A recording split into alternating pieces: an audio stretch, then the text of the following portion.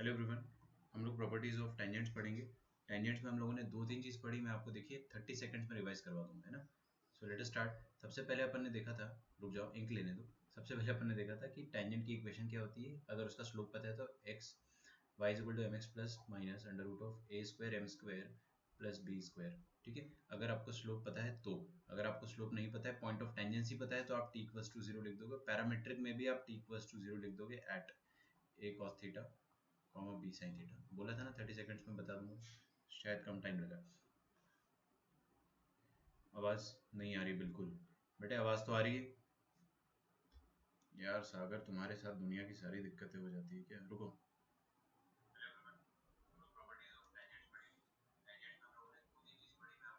हाँ, आवाज़ थोड़ी कम है। अभी ठीक है? Audible now? Better? I hope it is better. तो स्टार्ट करते। प्रॉपर्टीज ऑफ टेंजेंट्स देखते हैं। अब देखिए प्रॉपर्टीज ऑफ टेंजेंट्स में हमको बेसिकली 7 to 8 प्रॉपर्टीज है एंड सारी प्रॉपर्टीज का प्रूफ है। क्या है? प्रूफ। तो मैं आपको प्रूफ नहीं दूंगा बिल्कुल भी। सारे प्रूफ मैं आपको पैराबोला चैप्टर में दे चुका हूं। एकदम सिमिलर प्रूफ है और प्रूफ करके भी अपन कुछ हासिल नहीं कर पाएंगे। ठीक है, तो सबसे पहली प्रॉपर्टी ये है कि मैं आपको फोटो बना के पहले बताऊंगा कि अगर हमने कोई एलिप्स में क्या करा, कोई एलिप्स में, देखिएगा क्या होने वाला है ना। ये है एलिप्स, ओके, और ये है एलिप्स का ऑक्सिलियरी सर्कल। हर एलिप्स का एक ऑक्सिलियरी सर्कल होता है, मतलब बेसिकली वो सर्कल जो उसकी मेजर एक्सिस को डायमीटर मान के बनाया गया हो। क्लियर है क्या? तो ये इस एलिप्स का ऑक्सिलियरी सर्कल है। चलो बहुत बढ़िया। अब एलिप्स का जो ऑक्सिलियरी सर्कल होता है उसकी प्रॉपर्टी नहीं है ये प्रॉपर्टी है फोकस की। मान लो अपने पास ये फोकस है और मैंने अगर एक टेंजेंट बनाया एलिप्स पे, ठीक है, if I draw a tangent on the ellipse not on the circle, okay. अगर मैंने एलिप्स पर टेंजेंट बनाया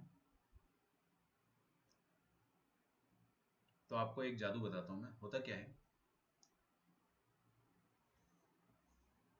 इंक लेना पड़ेगा ऑरेंज।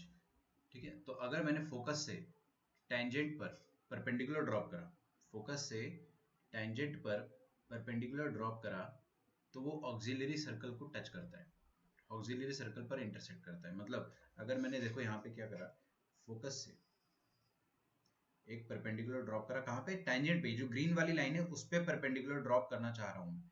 तो मैंने ये परपेंडिकुलर ड्रॉप करा, ये 90 डिग्री है, ठीक है, दिख नहीं रहा है लेकिन अज्यूम कर लो। और अगर ये 90 डिग्री है तो फुट ऑफ परपेंडिकुलर जो आएगा वो ऑक्सिलियरी सर्कल पर आएगा। क्लियर है सबको? तो फोटो बना लो सबसे पहले आप। मैं फोटो को थोड़ा और क्लियर करूंगा अभी।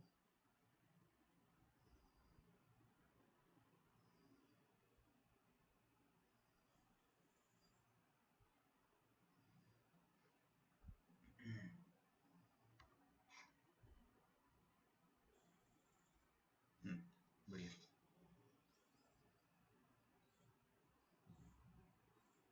ये भी एलिप्स ही बन गया लेकिन ठीक है, थोड़ा सा इसको अपन चेंज कर लेते हैं। हालांकि क्या फ़र्क पड़ता है ना, कोई फ़र्क नहीं पड़ता।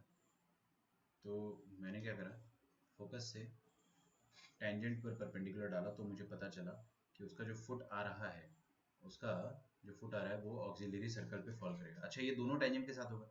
तो अगर आप ये दूसरे वाले टेंजेंट पर भी अगर परपेंडिकुलर डालते हो, हालांकि ये परपेंडिकुलर दिख नहीं रहा है बट मान लो कि परपेंडिकुलर है, तो दोनों फुट जो रहेंगे वो ऑक्सिलरी सर्कल पे आएंगे ना।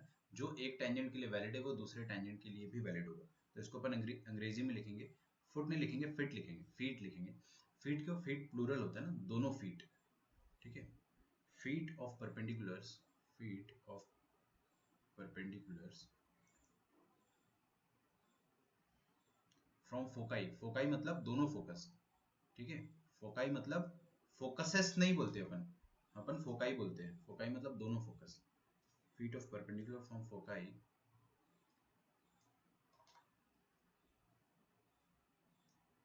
upon any tangent,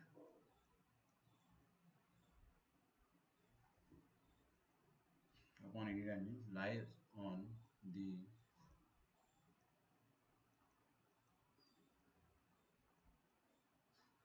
auxiliary circle. ठीक है,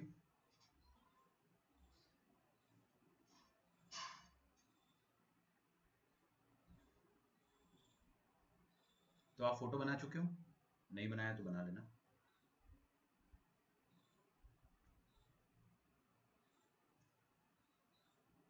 जब तक आप लिख लो, मैं फोटो को थोड़ा सुंदर बनाना चाह रहा हूँ, ठीक है, तो it's a kind of time pass, तो I will be waiting for you.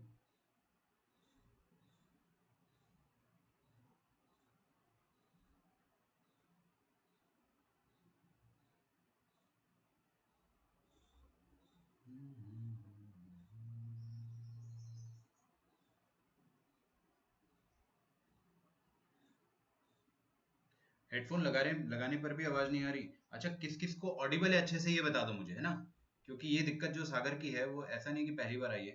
अगर सिर्फ सागर की तरफ से दिक्कत है तो हम लोग देखेंगे फिर क्या करना है।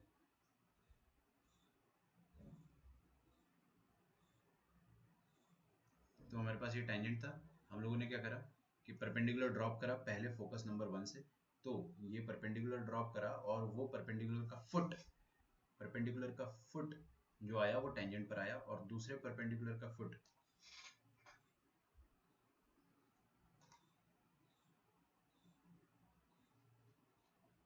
ये परपेंडिकुलर जो है इसका फुट आया, F1 मैंने गलती से लिख दिया है ना, फुट 1 एंड फुट 2, ठीक है, इसको अपन M1 M2 बोल देते हैं। तो क्या सीखा अपन ने ये सीखा कि फोकस से अगर टेंजेंट पे परपेंडिकुलर डालेंगे तो कहाँ पे लाई करेगा, वो लाई करेगा ऑक्सिलरी सर्कल पे। ठीक है, लास्ट पैराबोला पे अपन ने ये प्रॉपर्टी पढ़ी, तो मैंने क्या बताया था कि फोकस से अगर आपने किसी भी टेंजेंट पर परपेंडिकुलर डाला, किसी भी टेंजेंट पर अगर आपने परपेंडिकुलर डाला तो वो डायरेक्ट्रिक्स पर लाई करता था, याद है आपको? बहुत रिवीजन लगेगा। अगर आपने कोई भी टेंजेंट पर परपेंडिकुलर डाला, मान लो ये परपेंडिकुलर डाला, तो वो डायरेक्ट्रिक्स पर लाई करता था उसका फुट। ठीक है, तो यहाँ पर भी डायरेक्ट्रिक्स नहीं होता है, यहाँ पे तो डायरेक्टर सर्कल होता है ना, मैंने आपको ये चीज सिखा चुका हूँ कि डायरेक्टर सर्कल होता है यहाँ पे। सेकंड,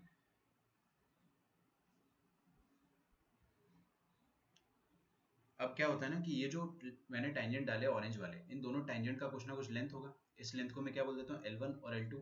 ये दोनों लेंथ का जो प्रोडक्ट होगा, ये दोनों लेंथ ऑफ टेंजेंट्स का जो प्रोडक्ट होगा, दोनों लेंथ ऑफ टेंजेंट्स का जो प्रोडक्ट होगा वो सेमी माइनर एक्सिस के स्क्वायर के बराबर होता है। मतलब दोनों टेंजेंट बोल दिया था क्या मैंने? अच्छा, दोनों परपेंडिकुलर जो लेंथ है आपके पास, इनका प्रोडक्ट बी स्क्वायर के बराबर होगा। सिंपल, क्यों अपन इसको मुश्किल बनाए? तो पहली बात तो मैंने बताया कि परपेंडिकुलर बनेगा तो उसका फुट ऑक्सिलरी सर्कल पे आएगा। ठीक है, परपेंडिकुलर बनेगा तो फुट उसका ऑक्सिलरी सर्कल पे आएगा, और ये जो परपेंडिकुलर का लेंथ होगा इसका प्रोडक्ट बी स्क्वायर के बराबर आएगा। ठीक है, तो लिखेंगे अपन product of the lens, product of the lengths of perpendicular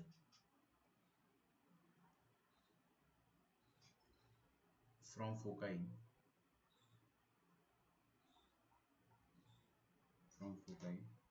upon any tangent।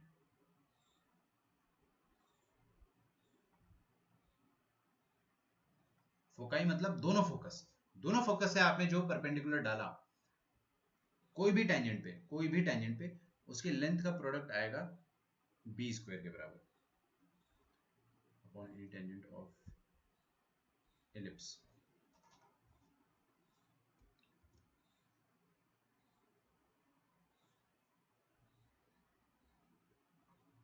Is equal to semi minor axis, अच्छा square of semi minor axis ऐसा लिखना है ना,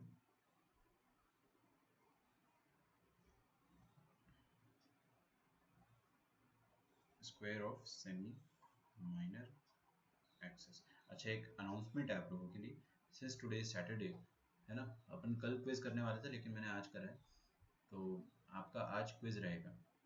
इज दैट क्लियर?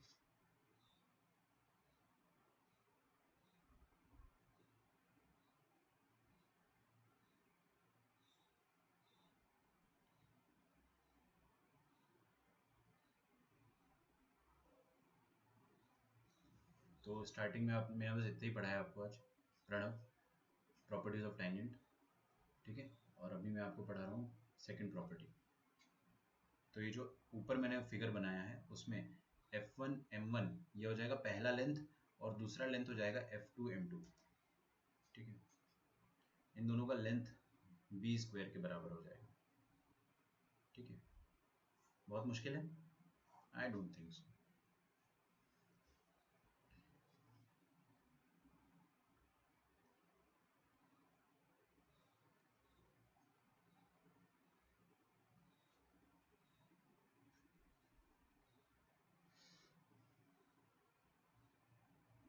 अच्छा, अभी ये वाला जो फोटो है इसमें डायरेक्ट्रिक्स मैंने बनाया नहीं है, तो मैं डायरेक्ट्रिक्स भी बना देता हूँ, ठीक है। तो ये हो जाएगी आपकी डायरेक्ट्रिक्स नंबर 1,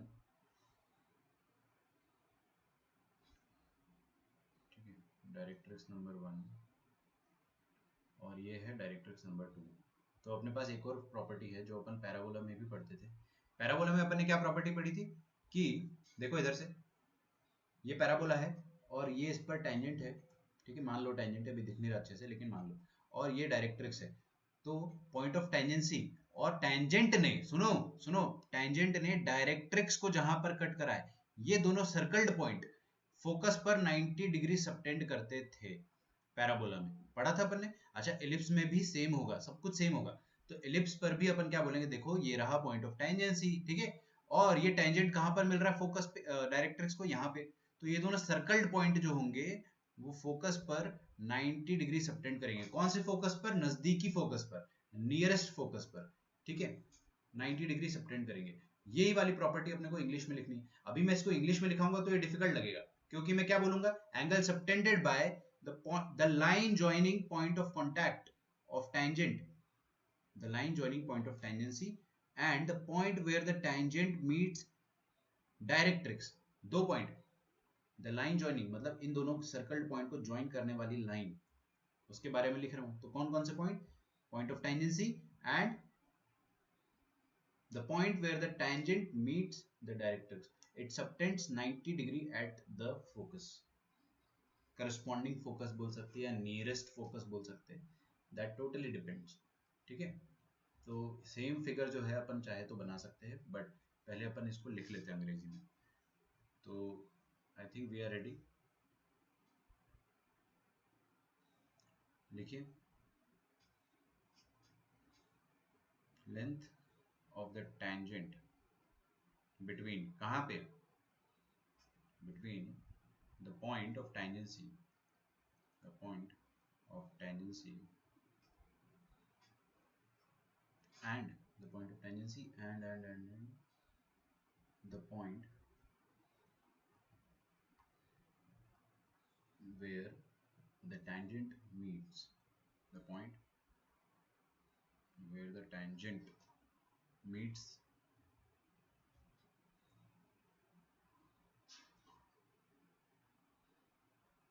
the directrix।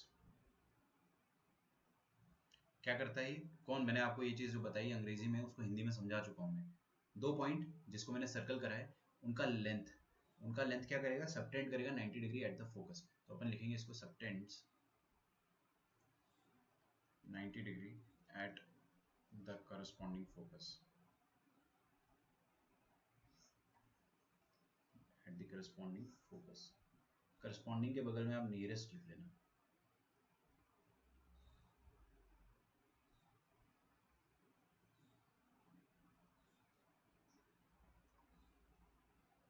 ठीक है। अच्छा, तो इसका प्रूफ अगर आपको चाहिए, वाकई में आपको चाहिए, तो आप क्या करो, ये पॉइंट ऑफ टेंजेंसी को F1 से ज्वाइन करो, इसका स्लोप निकालो और इसका भी स्लोप निकालो, निकल जाएगा आराम से, ये पॉइंट निकल जाएगा आपका, कोई बहुत मुश्किल पॉइंट नहीं है, ठीक है। फिर दोनों स्लोप का प्रोडक्ट -1 लाना है, ले आना, अरे ले आना, इतना मुश्किल नहीं है, ठीक है। हालांकि मैं प्रूफ पे बिल्कुल भी भाव नहीं दे रहा हूँ अभी प्रूफ को। तो अपने पास ये वाला पॉइंट और ये वाला पॉइंट,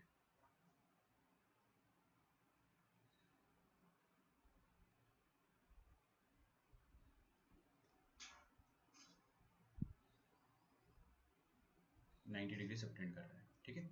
इसका मैं कुछ नाम दे दूँ, इसका नाम दे देता हूँ, पॉइंट ऑफ टेंजेंसी को P बोल देते और इसको अपन Q बोल देते हैं, यही सेम चीज़ दूसरे तरफ भी हो सकती है। अगर आप ये वाला पॉइंट देखोगे और ये वाला पॉइंट ऑफ टेंजेंसी देखोगे तो भी ये करस्पॉन्डिंग फोकस पर 90 डिग्री सबटेंड करेगा। ऐसा हमेशा होगा। सर ये प्रॉपर्टी यूज कब आएगी? बिल्कुल आएगी, अरे बिल्कुल आएगी, आप फिक्र मत करो। प्रॉपर्टी सारी यूज आती है, आपको कोई ना कोई क्वेश्चन में बस पता होनी चाहिए कि हाँ ये प्रॉपर्टी होती है। ठीक है,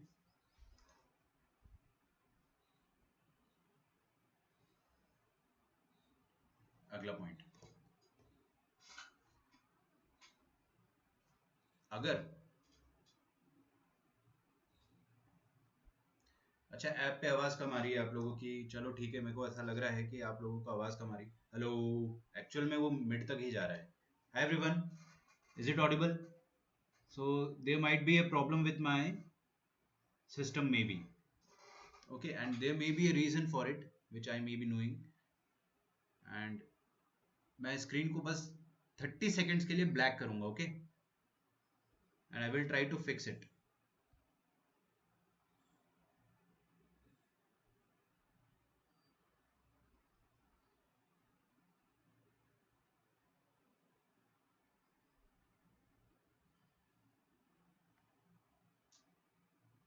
अच्छा, आप लोगों को आवाज़ वाकई में कम आ रही है, मैं समझ रहा हूँ, और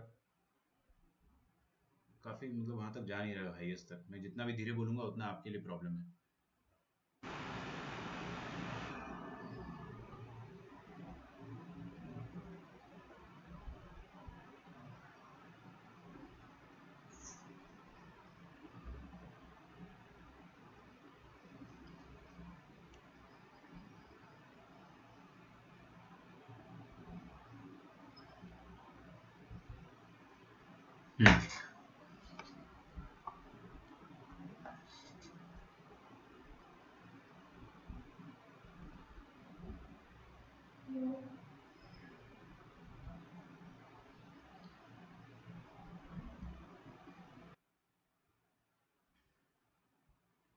ओके ओके ओके, अच्छा, थोड़ी गड़बड़ है यार। तो मैं थोड़ा जोर से बोलता हूँ, आप लोगों को सुनाई दे जाएगा, बट फिर भी क्या है ना, अपनी वॉल्यूम को फुल पे रख लो। आज थोड़ी सी प्रॉब्लम मुझे दिख रही है। ठीक है, ठीक है, तो मैं अब जोर से बोलूंगा, है ना, आपको प्रॉब्लम नहीं जाएगी। देखो भाई, यहाँ पे मैंने क्या बताया था आपको? पहली प्रॉपर्टी बताई थी कि foot of perpendicular directrix circle पर हिट करेगा। फिर दूसरा, फुट ऑफ परपेंडिकुलर का लेंथ का प्रोडक्ट बी स्क्वायर मतलब सेमी माइनर एक्सिस के बराबर होगा। फिर उसके बाद मैंने ये बताया था कि टेंजेंट का पॉइंट ऑफ टेंजेंसी और जहां पर वो डायरेक्ट्रिक्स को मीट करता है वो 90 डिग्री सबटेंड करता है, पैराबोला पर भी और इलिप्स पर भी। ठीक है, अच्छा, नेक्स्ट प्रॉपर्टी अपन देखेंगे कि अगर मैं लेटस रेक्टम के एक्सट्रीमिटीज पर, नहीं सुना, नहीं किसी ने भी नहीं सुना और किसी ने भी नहीं समझा, मैं ध्यान से बोल रहा हूं, आपको सिर्फ इमेजिन करना है, फिर मैं फोटो बनाऊंगा। Latus rectum of ellipse imagine हुआ सबको? कितने एक्सट्रीमिटीज है उसके? चार। दो लेटस रेक्टम, दोनों के एक्सट्रीमिटीज चार। उन चारों पॉइंट पे अगर आप टेंजेंट बनाते हो तो वो टेंजेंट कहां पर इंटरसेक्ट करेगा? फुट ऑफ डायरेक्ट्रिक्स पर। उन चारों पॉइंट पे अगर आप टेंजेंट बनाते हो तो वो फुट ऑफ डायरेक्ट्रिक्स पर इंटरसेक्ट करेगा। नहीं आया समझ में? Oh no.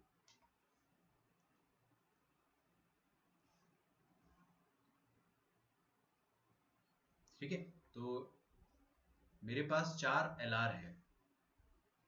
This is L R number one, this is L R number to.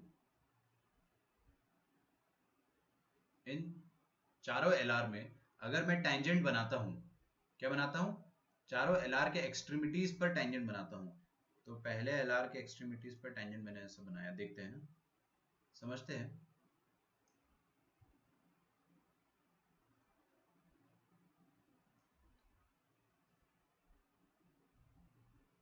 ये बन गया आपका पहला टेंजेंट। ठीक है,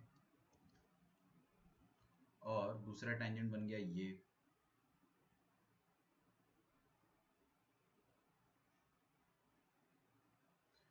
तीसरा टेंजेंट भी बनाने जा रहा हूं।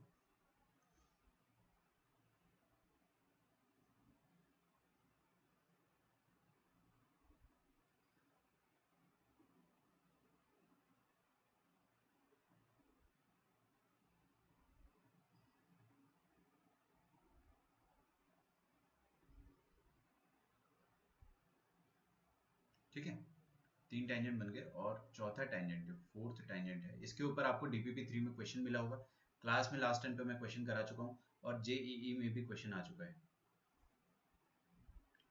ठीक है, एक्सट्रीमिटीज पे टेंजेंट बनाने वाले क्वेश्चन जो है जेईई में आ चुके हैं।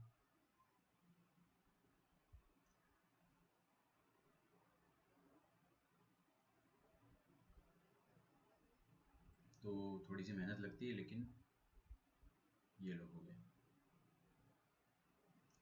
ठीक है, अच्छा, ये दोनों, ये चारों टेंजेंट्स जो है वो कहाँ पर मिल रहे हैं? ये फुट ऑफ डायरेक्ट्रिक्स पर मिल रहे हैं,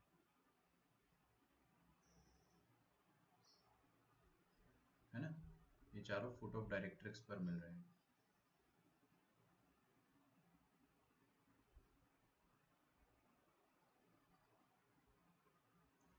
ये है आपका directrix number 1, x is equal to a upon e. ये है directrix number 2, x is equal to minus a upon e. तो अगर आपको क्वेश्चन आता है कि एल आर के एक्सट्रीम्स पर, एल आर के एक्सट्रीमिटीज पर मैंने अगर टेंजेंट बनाया, तो उन टेंजेंट का जो पॉइंट ऑफ इंटरसेक्शन आएगा वो कहाँ पर आएगा? Foot of directrix. Foot of directrix क्या हो जाएगा? ए अपॉन ई कॉमा जीरो। और ये वाला फुट ऑफ डायरेक्ट्रिक्स क्या हो जाएगा? Minus A by E comma zero.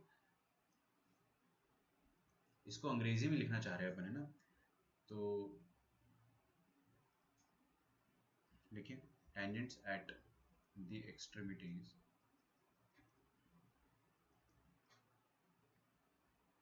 tangents at the extremities of LR pass through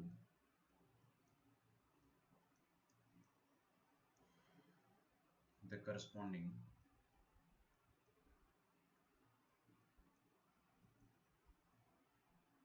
foot of directrix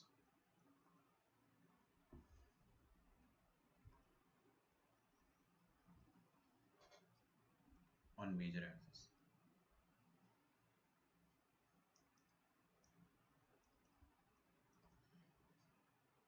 है ना, foot of directrix on major axis।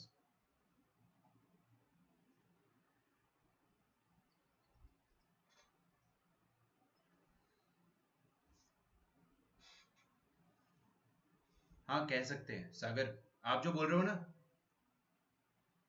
आप जो बोल रहे हो वो चीज कह सकते हैं, लेकिन क्या माइनर एक्सिस पे डायरेक्ट्रिक्स नहीं होती? अगर इसको आप एक्सट्रापोलेट करोगे तो हाँ इंटरसेक्ट करेगा माइनर एक्सिस पे, क्योंकि सिमेट्री है ना। ठीक है, डेफिनेटली करेगा, बट वो पॉइंट अपन डिफाइन नहीं कर सकते, उसको याद नहीं कर सकते पहले से। जैसे इसको अपन याद कर सकते हैं कि दो टेंजेंट अगर अपन ने एल आर के एक्सट्रीमिटीज पर बनाई है, तो डेफिनेटली फुट ऑफ डायरेक्ट्रिक्स पर ही इंटरसेक्ट करेगा। ठीक है, तो ये फोटो बना लो आप।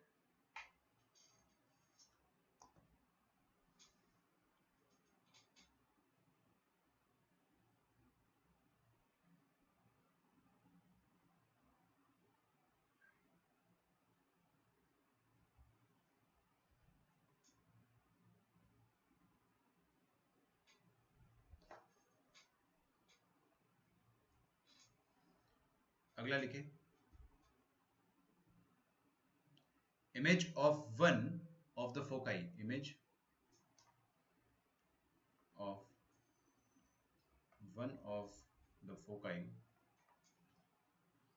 in the tangent। अच्छा, ये इसका प्रूफ करना है? अगर नहीं, अगर प्रूफ करना ही है तो कैसे करेंगे? आप टेंजेंट का इक्वेशन लिखना जानते हो, हर कोई जानता है, पैरामीट्रिक फॉर्म में लिख देना, या फिर आपको पॉइंट पता है तो पॉइंट फॉर्म में t इक्वल्स टू 0 से लिख देना, उसका x इंटरसेप्ट निकालो, आ जाएगा। अरे प्रूफ क्यों बताऊं मैं आपको, इतना आसान आसान है सब। और पैराबोला में अपन ने सारे प्रूफ देखे, ऑलमोस्ट सारे। ठीक है, तो वैसे ही प्रूफ रहेंगे। Image of one of the foci. अच्छा, पैराबोला में क्या बताया था मैंने? फोकाई का अगर अपन इमेज लेते हैं कोई भी टेंजेंट पर, कोई भी टेंजेंट पर अगर आप इमेज लेते हो, तो उसका जो इमेज आता है, वो इमेज जो आता है वो डायरेक्ट्रिक्स पर लाई करता है। यहाँ पे फोटो थोड़ा क्लियर नहीं बन पाया, ये लो ऐसा बना देता हूँ। ठीक है, तो जो फोटो आता है उसका इमेज आता है, वो इमेज कहाँ पर लाई करता है? डायरेक्ट्रिक्स पर लाई करता है। ऐसा अपन ने फोकस पैराबोला में पढ़ा था, याद है सबको? अच्छा, यहाँ पर भी अपन वही चीज लिखने वाले।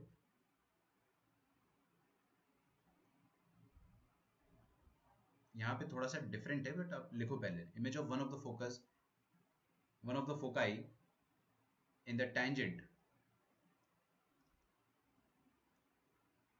in the tangent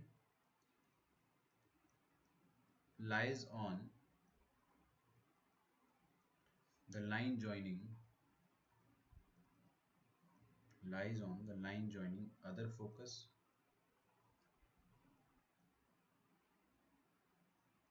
and point of contact. Other focus and point of contact.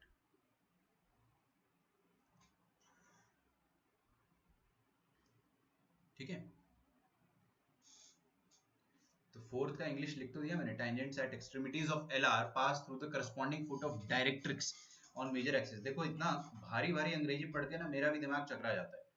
मुद्दे की बात क्या है कि यहाँ पर अगर टेंजेंट बनाओगे तो फुट ऑफ डायरेक्ट्रिक्स पर इंटरसेक्ट करेगा, खत्म. फुट ऑफ डायरेक्ट्रिक्स सबको पता है, a by E comma zero minus A by E comma zero. बस उसी बात को अपन ने अंग्रेजी में इधर लिखा हुआ था.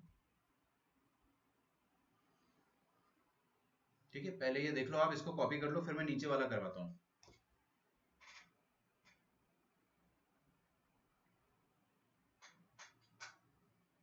नीचे वाला भी लिख ही लो. Image of one of the foci in the tangent lies on the line joining other focus and the point of contact. कोई इसको फिगर आउट कर सकता है, दूसरा फोकस और पॉइंट ऑफ कॉन्टैक्ट.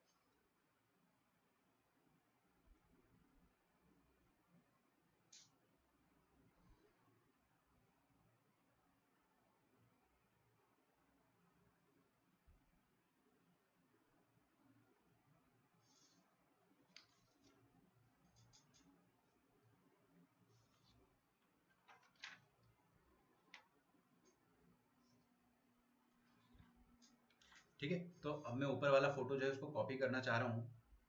क्या कर पाऊंगा मैं इसको कॉपी? नया बना दूं? अच्छा, ये मैंने यहाँ पर जो पिंक वाला फिगर बनाया है इसको मैं नहीं मिटा रहा हूँ. आई am not erasing it because आप उसको रेफरेंस के लिए पैराबोला को भी रिवाइज कर सकते हो यहीं की यहीं. ठीक है,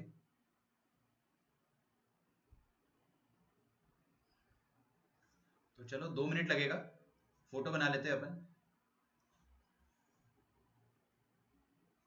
ये रहा फोकस. रुको, फोकस बना नहीं है एक्चुअल में. ठीक है, दिस इज फोकस 1.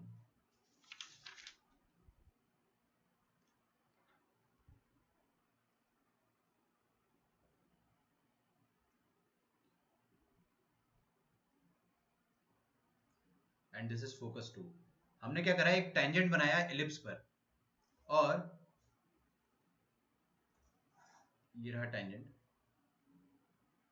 हमने क्या करा, फोकस का मिरर इमेज, फोकस का mirror image on this tangent अगर आप लोगे तो आपको फील हो रहा है ना, अगर ये मिरर है तो यहां से यहां तक का डिस्टेंस ऑब्जेक्ट का मिरर से जो डिस्टेंस होता है वो, और फिर मिरर का इमेज से जो डिस्टेंस होता है वो बराबर होता है. तो यहां कहीं आपका रफली इमेज आएगा टेंजेंट पर अगर आप इमेज लोगे तो. ठीक है, और ये जो आर पॉइंट है, this R point actually lies on the line joining focus and point of contact. मतलब ये दोनों जो पॉइंट है मेरे सामने, इन दोनों को अगर मैं ज्वाइन करता हूं, ठीक है, थोड़ा सुंदर नहीं बन पाया.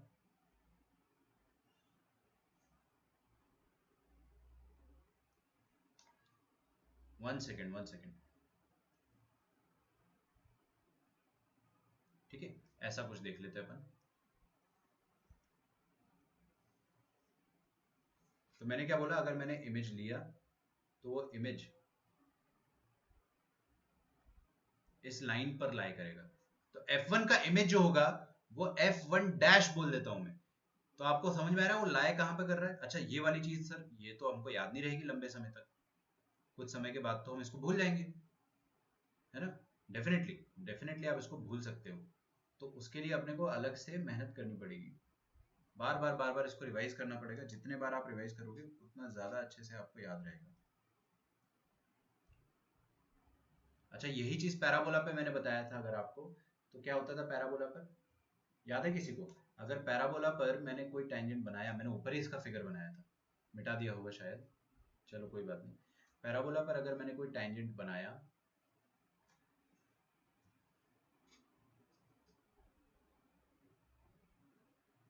तो उसका मिरर इमेज, किसका, फोकस का मिरर इमेज जो होगा वो y एक्सिस पर लाई करता था, है ना. मैंने डायरेक्ट्रिक्स बता दिया था क्या, y एक्सिस पर लाई करेगा. ओके, मतलब X is perpendicular to the X. अब इतना सारा मैं आपको याद दिलाऊंगा तो आप डेफिनेटली भूल जाओगे। हार्डली अपने पास दो प्रॉपर्टीज और है, ठीक है। दो प्रॉपर्टीज करते ही अपना टेंजेंट खत्म होता है, नॉर्मल चालू होता है, ठीक है। प्लीज इसको लिख लो। सिक्स्थ वाले की इंग्लिश में लिख लेता हूं पहले।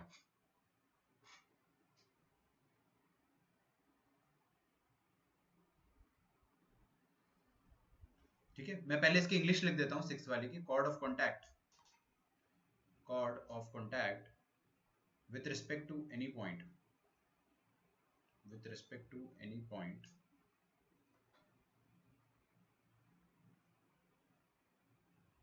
on directrix,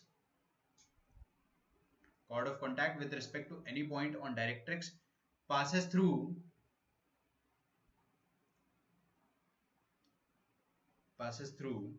the corresponding focus, passes through the corresponding focus। Okay okay?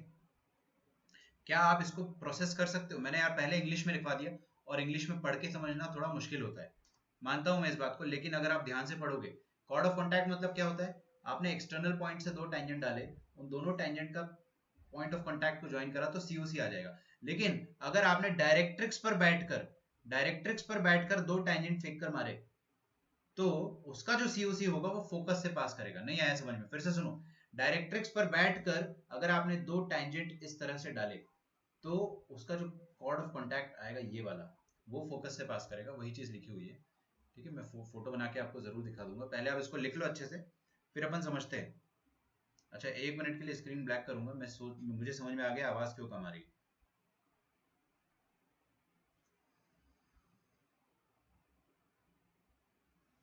Hi everyone, hello. Okay, sorry.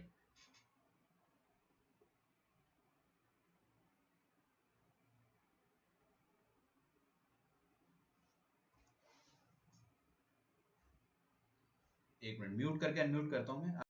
आपके सामने स्क्रीन रहेगी थोड़ी देर के लिए, स्क्रीन आपको नजर आएगी, ठीक है।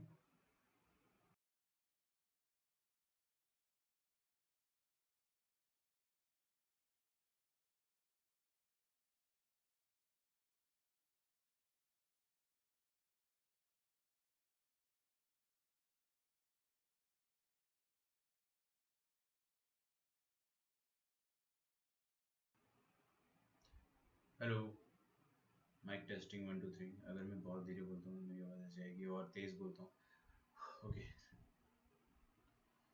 थोड़ी दिक्कत तो है।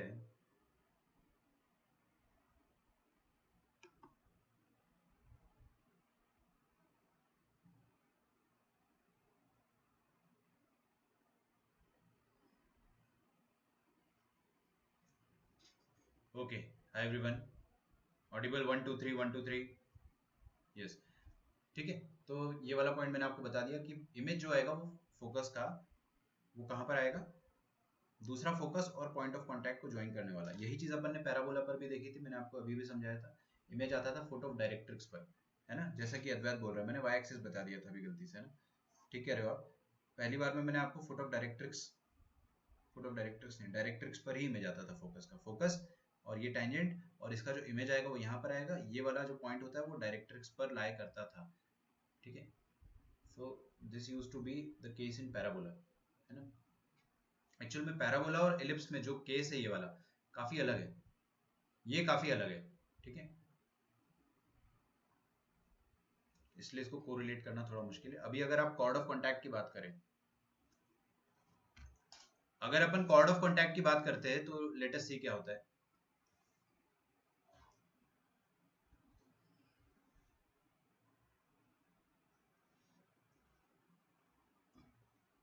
एक मिनट, है ना।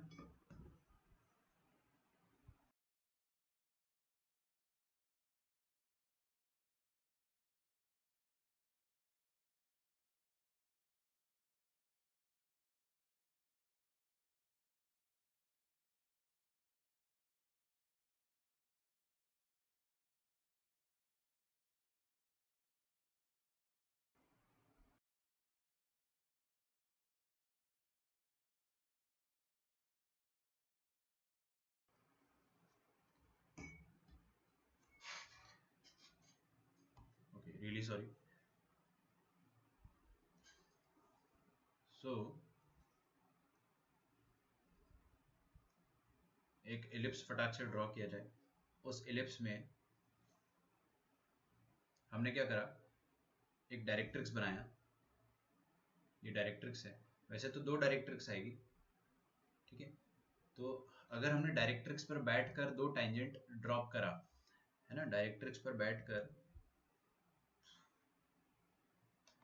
पहले मैं टेंजेंट बनाता हूँ। ये रहा आपका टेंजेंट नंबर 1 और ये रहा टेंजेंट नंबर 2, ठीक है।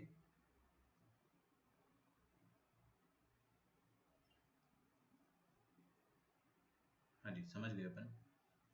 तो ये वाला जो पॉइंट आया अपने पास, this point is the directrix.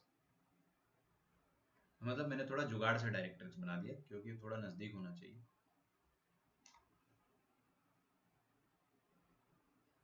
हाँ जी, तो देखिए अगर अपने डायरेक्ट्रिक्स पर बैठकर दो टेंजेंट्स ड्रॉप करें तो दोनों परपेंडिकुलर तो आते ही थे, दोनों परपेंडिकुलर तो डेफिनेटली आते थे, लेकिन दोनों का जो पॉइंट ऑफ कांटेक्ट होता था उनको अगर अपन ज्वाइन करते, पॉइंट ऑफ कांटेक्ट को अगर अपन क्या करते हैं, ज्वाइन करते हैं, तो डेफिनेटली वो फोकस से पास होता है। मतलब ये वाला पॉइंट आपका क्या रहेगा, one of the focus F1, ठीक है।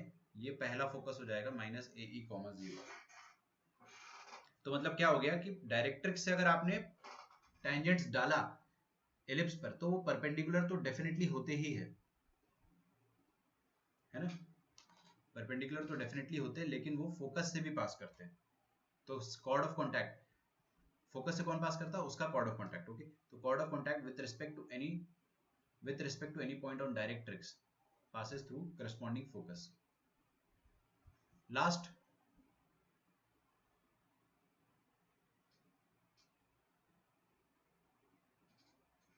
देखो अगर अपन इस एलिप्स को,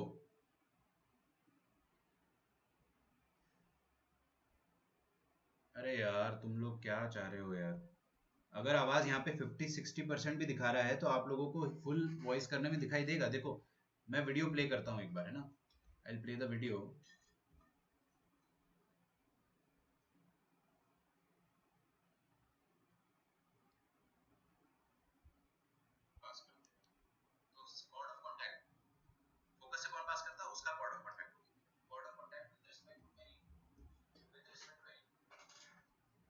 आवाज आ रही है, पता नहीं आप लोग, ठीक है आवाज कम आ रही है, मैं मानता हूँ इस बात को, लेकिन फुल में कर लो उसको, आएगी आवाज।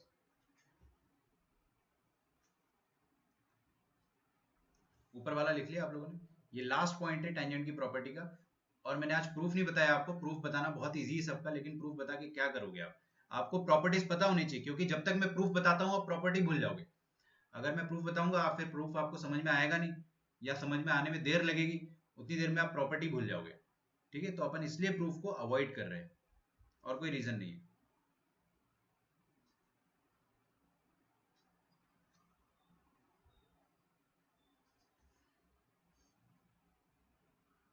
अच्छा, अगर मैं इस इलिप्स को एज अ मिरर ट्रीट करता हूं, और मैं अगर बोलता हूं एज अ मिरर, अगर मैंने इसको ट्रीट करा, ठीक है, और मैंने पीछे वाला साइड जो है इसको पॉलिश कर दिया, तो अंदर से रिफ्लेक्शन होगा। अब अगर यहां पर फोकस नंबर 1 पर कोई लाइट सोर्स है, क्या है, लाइट का सोर्स, अगर फोकस नंबर 1 पर कोई लाइट का सोर्स है और वहां से लाइट निकलती है, तो डेफिनेटली यहां पर रिफ्लेक्ट होगी। अच्छा, वो रिफ्लेक्ट होने के बाद जाएगी किधर, रिफ्लेक्ट होने के बाद वो फोकस नंबर 2 पर चली जाएगी, ठीक है। रिफ्लेक्ट होने के बाद वो फोकस नंबर 2 पर चली जाएगी। ये है आपकी प्रॉपर्टी नंबर 7। इसको अपन अंग्रेजी में लिखेंगे, थोड़ा हाईफाई लगेगा, क्या बोलेंगे, a ray emanating from one of the foci will be reflected on the surface of the ellipse towards the another focus, ठीक है। तो मैं इसको एक बार अंग्रेजी में लिखता हूं, देखिए, if incident ray emanating from one of the foci, one of the foci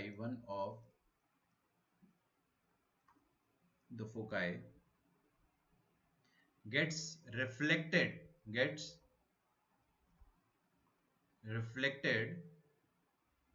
by the ellipse, by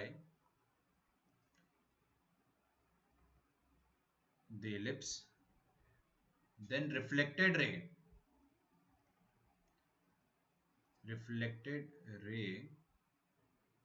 passes through other focus. Reflected ray passes through other focus.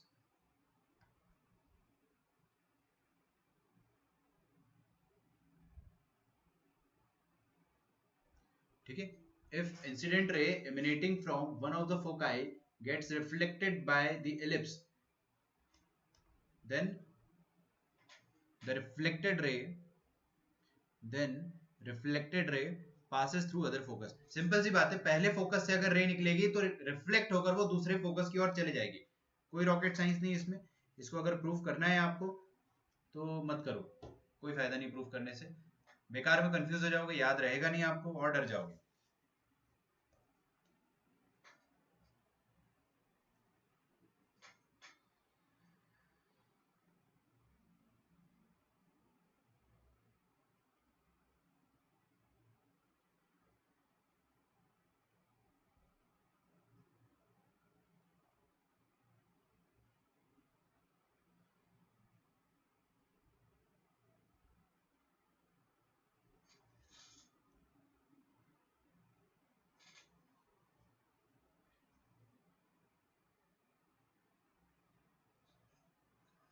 ठीक है, चलिए क्वेश्चन लिखते हैं.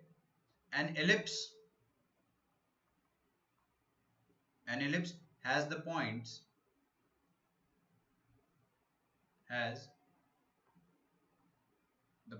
1 comma minus 1 and 2 comma minus 1 as its foci, and x plus y minus 5 is equal to 0 as one of its tangents.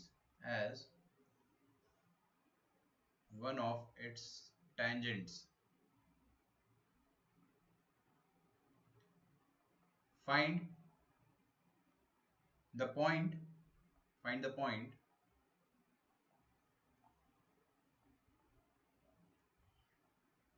where this line touches the ellipse.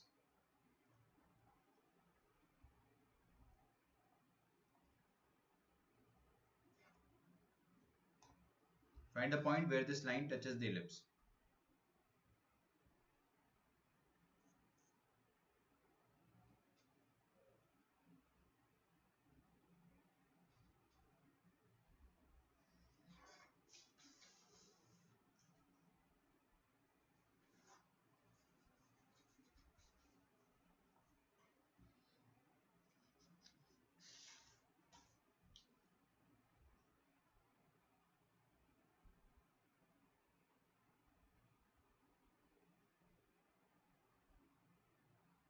Try करो इस question को.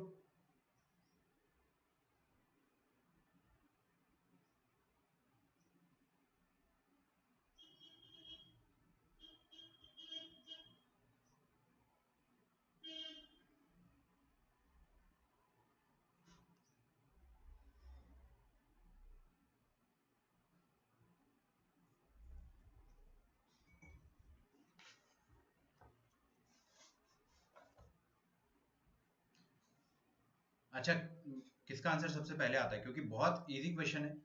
ये वाली प्रॉपर्टी पर based है कि अगर आपने फोकस नंबर 1 का इमेज लिया टेंजेंट पर तो वो कोई पॉइंट आएगा. इमेज निकालना लाइन के अबाउट, पॉइंट का इमेज लाइन के अबाउट निकालना बहुत आसान होता है. फुट ऑफ परपेंडिकुलर निकालते हो और उसके बाद आपका इमेज आ जाता है. मान लो आपका ये वाला पॉइंट आ गया तो ये वाला पॉइंट लाई कहां पर करेगा? ये वाला पॉइंट इस लाइन पर लाई करेगा. पॉइंट ऑफ टेंजेंसी और फोकस को ज्वाइन करने वाली जो लाइन है उसका एक्स्ट्रापोलेटेड जो वर्जन है वहां पर लाई करेगा. ठीक है,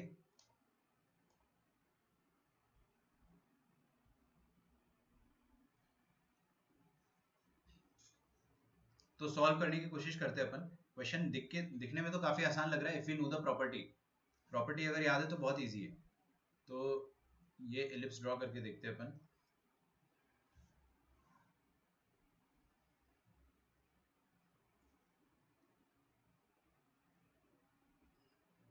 अभी मान लो मैंने इस पर एक टेंजेंट बनाया,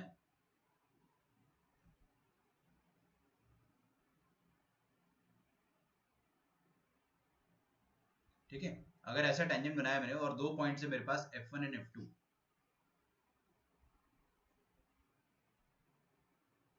F1 F2, ठीक है। और दोनों टेंजेंट्स, सॉरी दोनों फोकस जो है, उन दोनों फोकस का कोऑर्डिनेट गिवन है 1, -1 और 2, -1, ठीक है। और टेंजेंट का इक्वेशन आपको दे रखा है x+y-5 = 0। अभी जरूरी नहीं है कि ये जो मैंने आपके सामने कोऑर्डिनेट एक्सिस बनाई है, ये जो कोऑर्डिनेट एक्सिस मैंने आपके, ये जो ब्लू वाली एक्सिस बनाई ना, ये कोऑर्डिनेट एक्सिस हो, ये जरूरी नहीं है, ठीक है। तो पहली बात तो आपको निकालना क्या है, find the point where the line touches the ellipse. मैं एक बात बताऊं आपको, अगर आपके पास एलिप्स की इक्वेशन होती, एलिप्स की इक्वेशन होती तो आप कंपैरिजन से, याद करो कौन सा कंपैरिजन, कंपैरिजन से निकाल लेते। We don't know the equation of ellipse right now, and equation of ellipse find करना इतना आसान भी नहीं है राइट नाउ। आप चाहे तो कर सकते हो बट टाइम लगेगा। आसान तरीका क्या रहेगा कि ये जो फोकस नंबर 2 है, फोकस नंबर 2 का अगर मैं मिरर इमेज लेता हूं अबाउट द ग्रीन लाइन, ये फोकस 2 का अगर मैंने इमेज लिया ग्रीन लाइन के अबाउट, ठीक है, तो वो इमेज यहां पर आएगा और वो इमेज आएगा F2 ये मैं निकाल सकता हूं, ठीक है। कोई मुझे ये इमेज निकाल के बता दो बस। अच्छा, ये वाली जो इमेज होगी ना, ये इस लाइन पर लाई करेगी, line joining the focus and point of tangency, focus और पॉइंट ऑफ टेंजेंसी, ठीक है। पॉइंट ऑफ टेंजेंसी इधर मान लेते, थोड़ा सा क्या जा रहा है, तो ये वाला जो पॉइंट ऑफ टेंजेंसी है और PF1 वाली लाइन पर लाई कर रही है।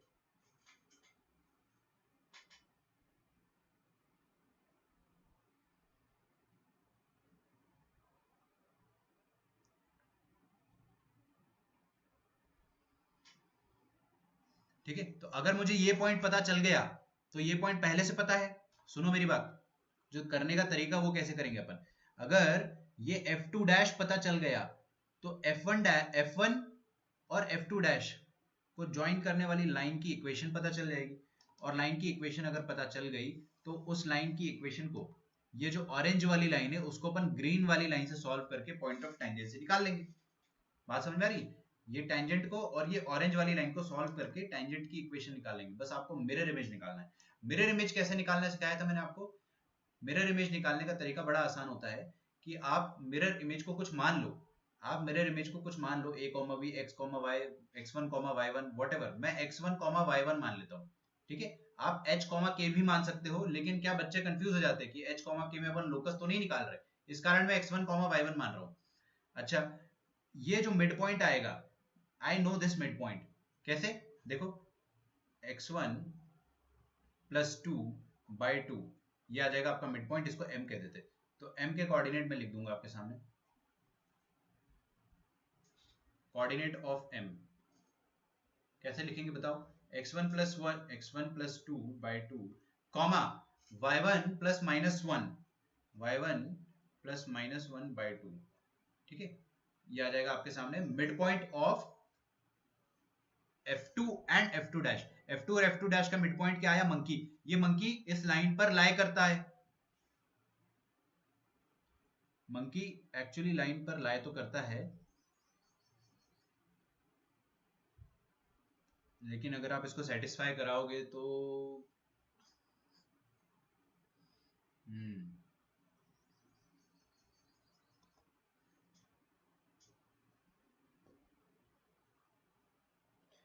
चलो कोई बात नहीं, ये तो मैंने मिड पॉइंट निकाला। अच्छा, मिड पॉइंट निकाला तो इसका स्लोप भी निकाल सकता हूँ अगर मैं चाहूँ तो। अच्छा, ऐसे भी कर सकते थे अपन ना कि x1 - y1 - 1/x1 - 2, ये जो स्लोप आएगा this must be equal to, निकलने को निकल जाएगा, है ना। जैसे अमर ने निकाला है, अमर ने पॉइंट निकाला है क्या, P 34/9 11/9, आपका सही आंसर है ना अमर। लेकिन आपको पहले मिरर इमेज निकालना पड़ेगा। अभी मिरर इमेज में निकाल तो लूंगा, लेकिन उसमें इक्वेशन थोड़ी सी डिफिकल्ट आ रही है। तो फुट ऑफ परपेंडिकुलर अपने को सबसे पहले फाइंड करना होता है, और फिर उसके बाद अपन इमेज निकाल लेते हैं। या तो फिर जो मैं बता रहा हूँ वैसे भी कर सकते हो, आप इसको पुट कर दो लाइन पे। इसको अगर आप लाइन पे पुट करोगे तो आपके सामने क्या आएगा, x1 plus two by two plus y one plus minus sorry y one minus one by two minus five. ये मैंने इसको रख दिया इस लाइन पर, इस पॉइंट को इस लाइन पर रख दिया, है ना। तो मेरे पास x1 y1 में एक रिश्ता आया, और दूसरा रिश्ता क्या आ जाएगा कि ये f2 डैश और f2 ये परपेंडिकुलर है ग्रीन वाली लाइन के, है ना। तो ग्रीन वाली लाइन का स्लोप मेरे को पता है, इसका स्लोप कितना है, -1, है ना। तो ये वाली जो डॉटेड लाइन है इसका स्लोप कितना आ जाएगा, +1। और इसका स्लोप होगा क्या, y1 minus one upon x1 minus to, ये चीज हो जाएगी 1 के बराबर। तो आप बोल सकते हो y1 plus 1 is equal to x1 minus two. Okay, तो x1 plus two plus y1 minus one minus 10। ठीक है, यहां से आप बोल सकते हो x1 ऐसा कर लो, है ना, कि y1 is equal to x1 minus three. मैंने आपको 3 मेथड बताए थे मिरर इमेज निकालने के, तीनों मेथड में से कोई भी यूज कर लो, कोई भी। अब जिसने अच्छे से रिवाइज करा होगा उसको तीनों मेथड याद होंगे। अभी मेरे को जो चमक गया मैंने वो कर लिया। ये y1 की जगह मैंने x1 माइनस थ्री रख दिया, y1 की जगह x1 माइनस थ्री रख दिया, ठीक है। और यहाँ पे -1 पहले से है, तो आपके सामने आ जाएगा 2x1 प्लस माइनस, एक मिनट, है ना, -4 -2 प्लस 8 आ जाएगा, और x1 का वैल्यू आ जाएगा 4। अगर आप ये समझने की कोशिश कर रहे हो कि सर ने कैलकुलेशन कैसे कर दिया, तो फिर आपकी गलती है भाई। कैलकुलेशन तो आपको खुद से करना पड़ेगा, मैं आपको लॉजिक बता रहा हूँ, आप कैलकुलेशन देख लो, ऐसा भी कोई बहुत डिफिकल्ट नहीं है। y1 की जगह आपको ये डालना है x1 प्लस थ्री। x1 अगर 4 आ गया तो y1 भी आ जाएगा, because we know y1 is what, x1 minus three. तो y1 आ जाएगा आपके सामने 4 माइनस वन। तो मिरर इमेज जो आ गया आपके पास f2 डैश, वो कितना आ गया, 4,1। मिरर इमेज अपने पास आ जाएगा 4,1। अब line joining f1 and f2 dash, इसका इक्वेशन लिखना है और इसको ग्रीन वाली लाइन के साथ सॉल्व करना है, बस। तो आपको एकदम फंडा समझ में आना चाहिए। ये क्वेश्चन आप डेफिनेटली कुछ दिनों बाद सॉल्व करोगे तो आपसे नहीं होगा, क्योंकि आप प्रॉपर्टी ही भूल जाओगे, ठीक है।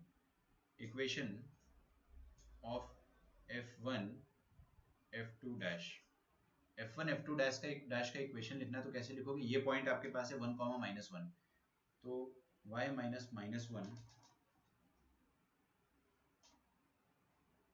y minus minus one is equal to slope times x minus one, ठीक है। अच्छा, इसका स्लोप लिखेंगे, कैसे लिखेंगे स्लोप, ये वाली जो ऑरेंज वाली लाइन का स्लोप आएगा वो क्या आएगा, ऑरेंज वाली लाइन का स्लोप आ जाएगा, मान लो इसको m1 मान लेते और इसको m2 मान लेते, खैर स्लोप से फर्क नहीं पड़ेगा, मैंने m1 मान लिया। तो 1 माइनस माइनस वन कितना आएगा, 2, ध्यान रखना है ना, 2। और यहाँ पे आएगा 4 माइनस वन, दैट इज 3, 2/3 आ जाएगा इसका स्लोप।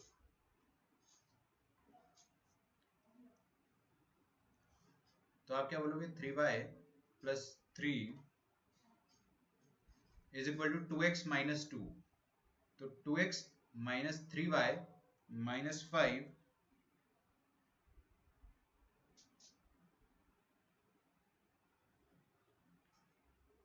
Plus y minus 5। एक मिनट रुको, है ना,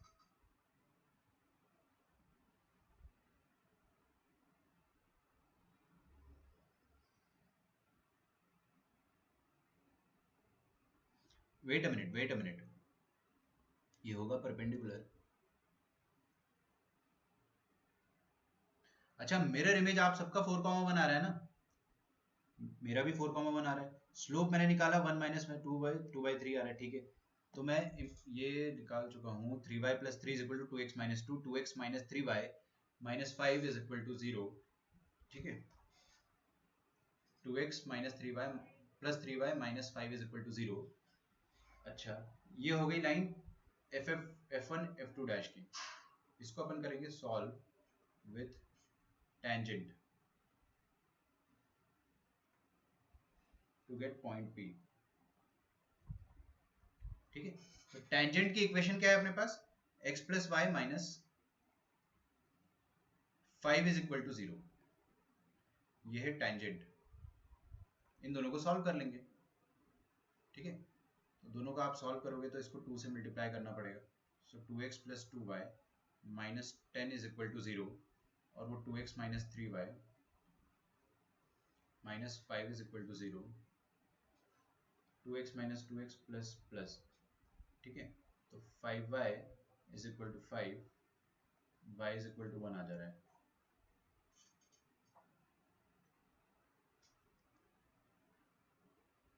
अमर, आपका मिरर इमेज क्या आया था मुझे बताओ, मिरर इमेज आपका क्या आया था, जल्दी बताओ मुझे। y यहाँ पे मैंने 1 रखा तो x कितना आ जाएगा 4।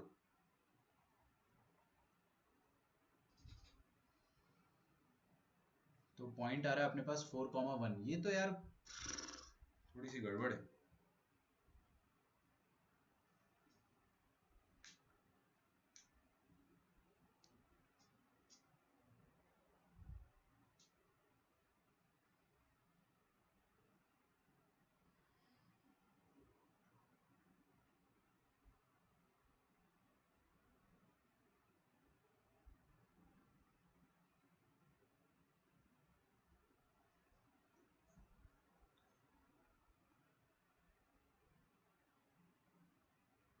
स्लोप 4/5, एक मिनट,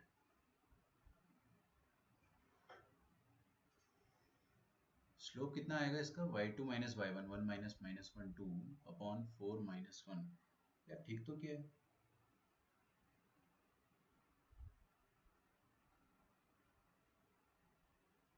ये वाला स्लोप बोल रहे हो क्या आप लोग?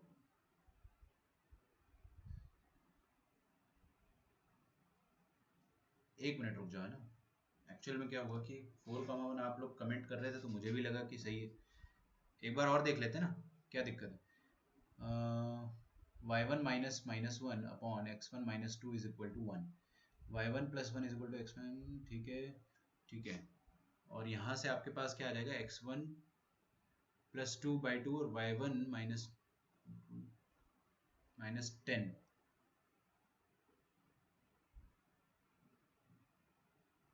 अच्छा, यहाँ पे 20 आएगा। एक्चुअली में क्या गड़बड़ हो गई है कि यहाँ पर 10 आएगा एलसीएम लेने के बाद, है ना।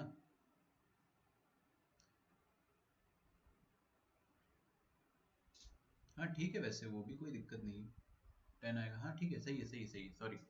तो x1 plus 2 plus y1 minus 1।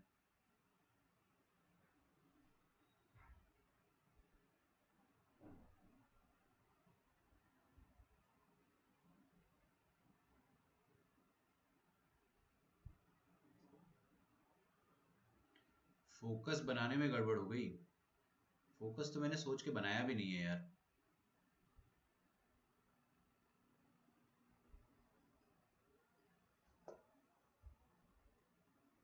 एक मिनट रुक जाओ यार।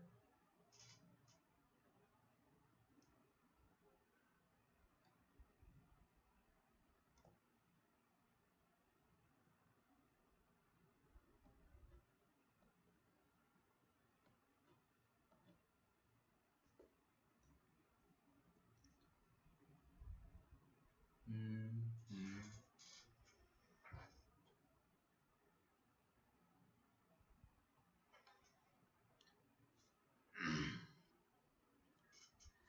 थम जाओ जरा, चेक करते हैं अभी ना इसको। 4,1 ऑन मिरर, 6,3 ऑन रिफ्लेक्शन। अच्छा, अच्छा।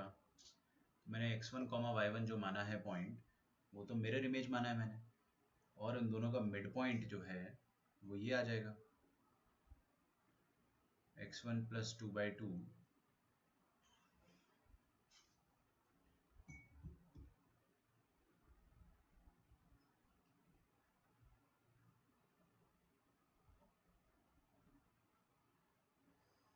an ellipse has the points 1, -1 and 2, -1 as the foci, and of its tangent, the point where the line touches the ellipse.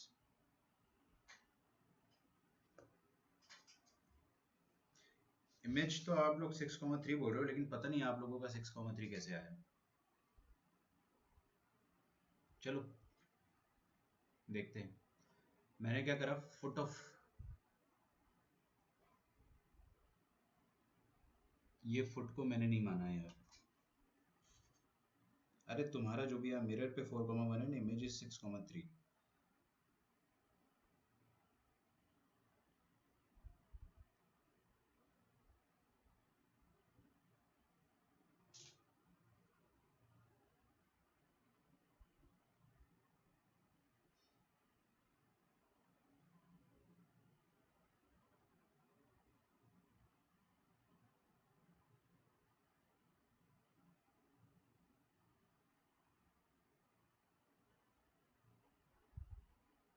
रुको रुको सोचते हैं।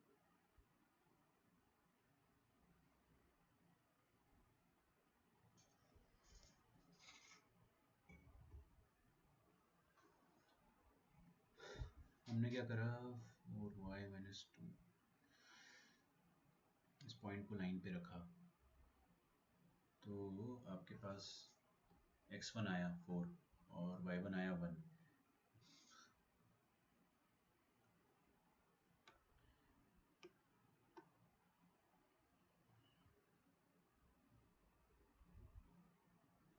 देखो आप लोगों ने क्या, टेंजेंट का साइड जो है वो थोड़ा सा अलग लिया है मेरे ख्याल से, एंड दैट्स वेयर हम लोगों को वो डिफरेंस जो मिलेगा वो यही मिलेगा। चलो, क्वेश्चन में तो कुछ गड़बड़ नहीं है डेफिनेटली। मिड पॉइंट को आप अल्फा बीटा मान के भी कर सकते हो, वो भी यार यार एक ही चीज़ है ना, कैसी बात कर रहे हो। अल्फा कॉमा बीटा मान लो, आप इसको अल्फा मान लो, तो बीटा वाई क्या आ जाएगा आपके पास, 5 माइनस बीटा। वो भी एक तरीका बताया था, बट उससे फर्क थोड़ी पड़ेगा यार, इमेज थोड़ी ना अलग आ जाएगी, है ना, इमेज तो वही रहेगी यहाँ पर भी। अच्छा, x1 - 2, अच्छा ठीक है, मेरे को अभी समझ में आ रहा है क्या गड़बड़ हुआ है। x1 प्लस, नहीं नहीं ठीक है, ये भी ठीक है यार, कोई गलती थोड़ी है।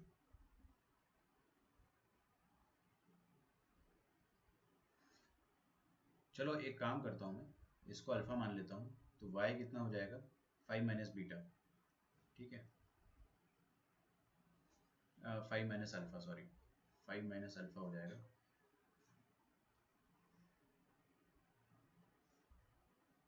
फिर आप स्लोप निकाल लो, तो स्लोप निकालोगे कैसे, 5 माइनस अल्फा माइनस माइनस 1, तो प्लस 1 आ जाएगा, अपॉन अल्फा -2, ये आ जाएगा आपके सामने स्लोप, ये आ गया स्लोप, और इसका स्लोप जो होगा, और इसका स्लोप जो होगा उस पर नेगेटिव इनवर्स का रिलेशन होगा, तो इसका स्लोप तो -1 है, तो वो +1 हो जाएगा। So 6 minus alpha is equal to alpha -2, ठीक है।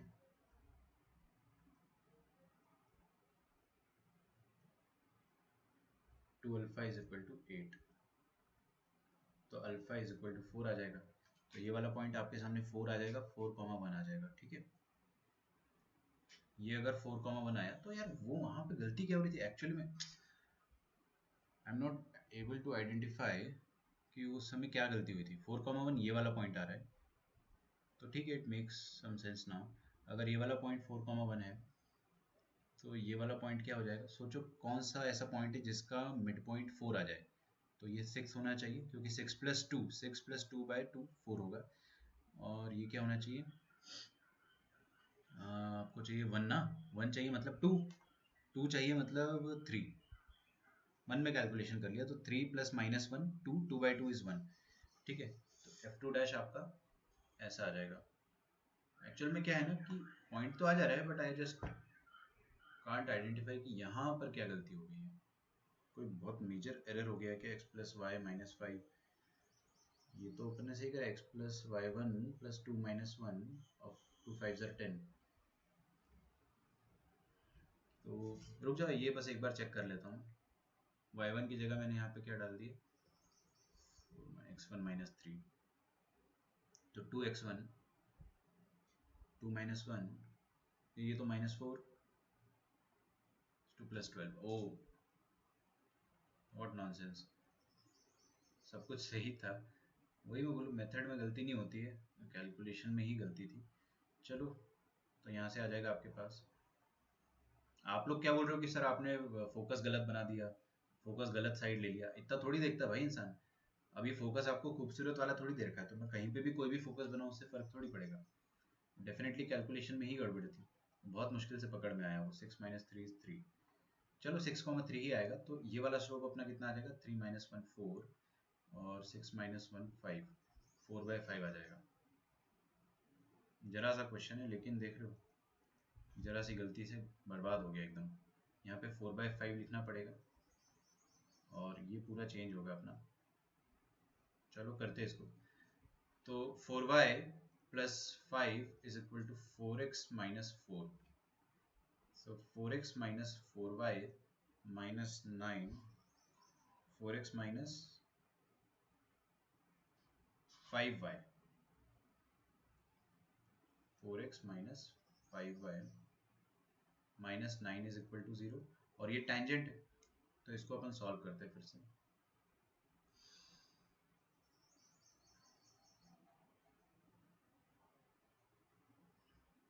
जस्ट अ मिनट, यहाँ पे क्या आ जाएगा? टेंजेंट 4x - 5y, इसको 4 से मल्टीप्लाई कर देंगे तो यहाँ पे 20 आ जाएगा।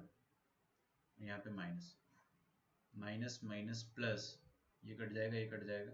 -9y + 11 = 0। तो 11/9 आ जाएगा आपके सामने y का वैल्यू। ठीक है, और x का वैल्यू क्या आ जाएगा? आप इसमें दोबारा पुट करो, कोई भी इक्वेशन में put it in any of the equation, चाहे इसमें पुट कर दो चाहे इसमें। तो x का वैल्यू सॉल्व कर लेना है ना, मेरे पास तो आंसर है, इस कारण मैं लिख दे रहा हूँ 34/9 आ जाएगा। ठीक है,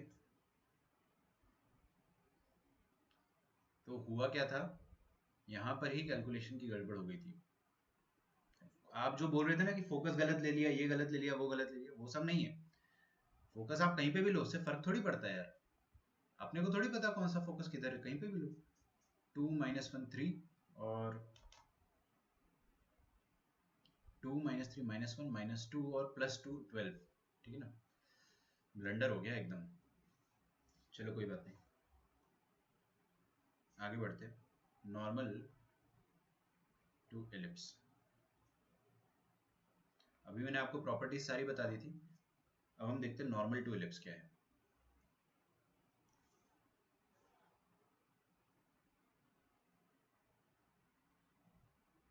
देखिए, कोई भी एलिप्स पर अगर आपको नॉर्मल लिखना है तो 3 तरीके से लिख सकते हैं आप। पहला स्लोप फॉर्म, फिर पैरामेट्रिक फॉर्म, और फिर पॉइंट फॉर्म। ठीक है, तीनों का आपको प्रूफ देखना है तो मैं प्रूफ भी बता दूंगा, लेकिन सबसे पहले अपन ये समझेंगे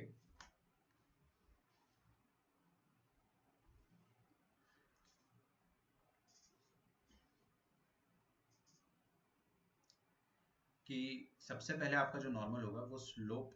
अच्छा, स्लोप को मैं लास्ट में लिखवाता हूँ इसमें, स्लोप फॉर्म। ठीक है,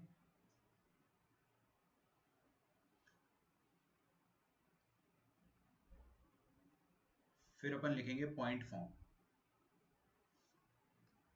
ठीक है, 2 मिनट के लिए म्यूट कर रहा हूँ मैं।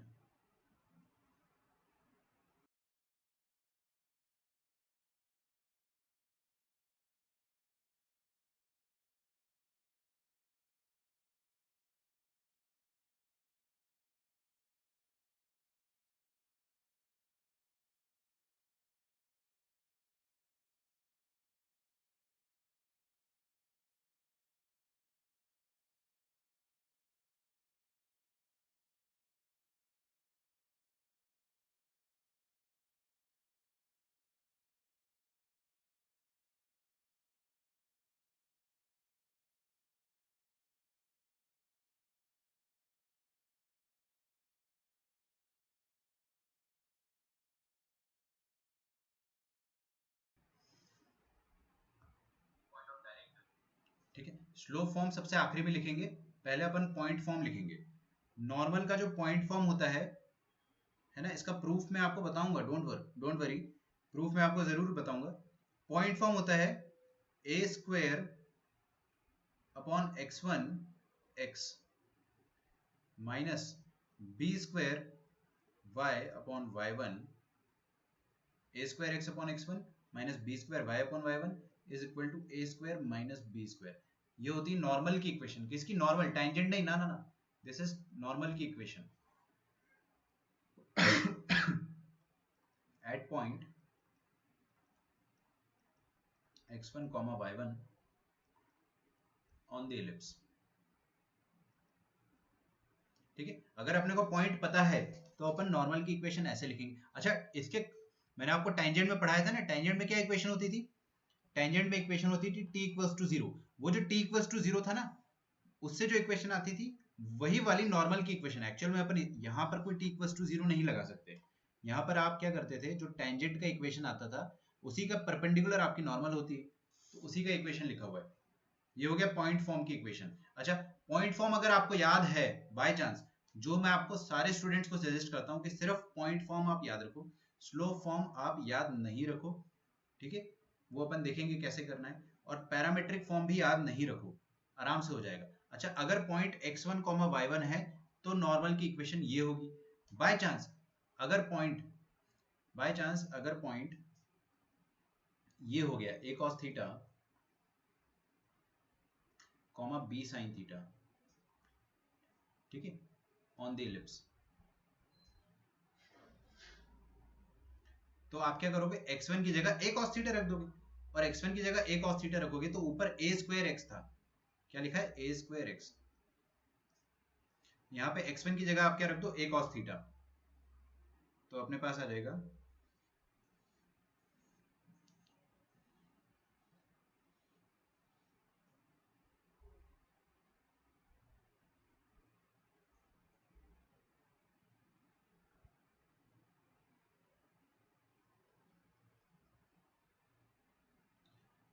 a cos थीटा ना, तो यहाँ पे आ जाएगा a x upon cos theta. ठीक है, तो a by cos theta x minus b by sin theta y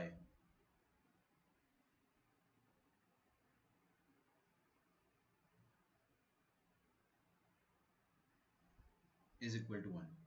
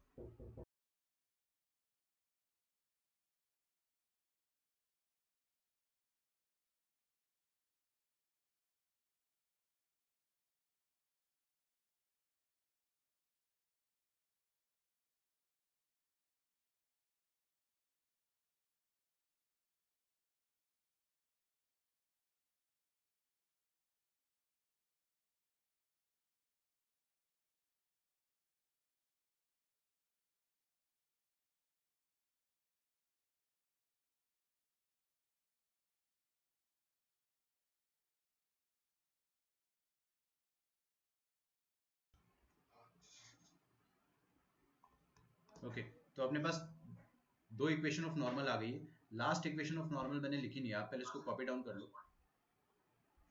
पहली इक्वेशन ऑफ नॉर्मल जो है वो पॉइंट फॉर्म, मतलब आपको अगर पॉइंट गिवन है तो डायरेक्टली इसको अप्लाई करें। देखो, याद करना भी काफी आसान है।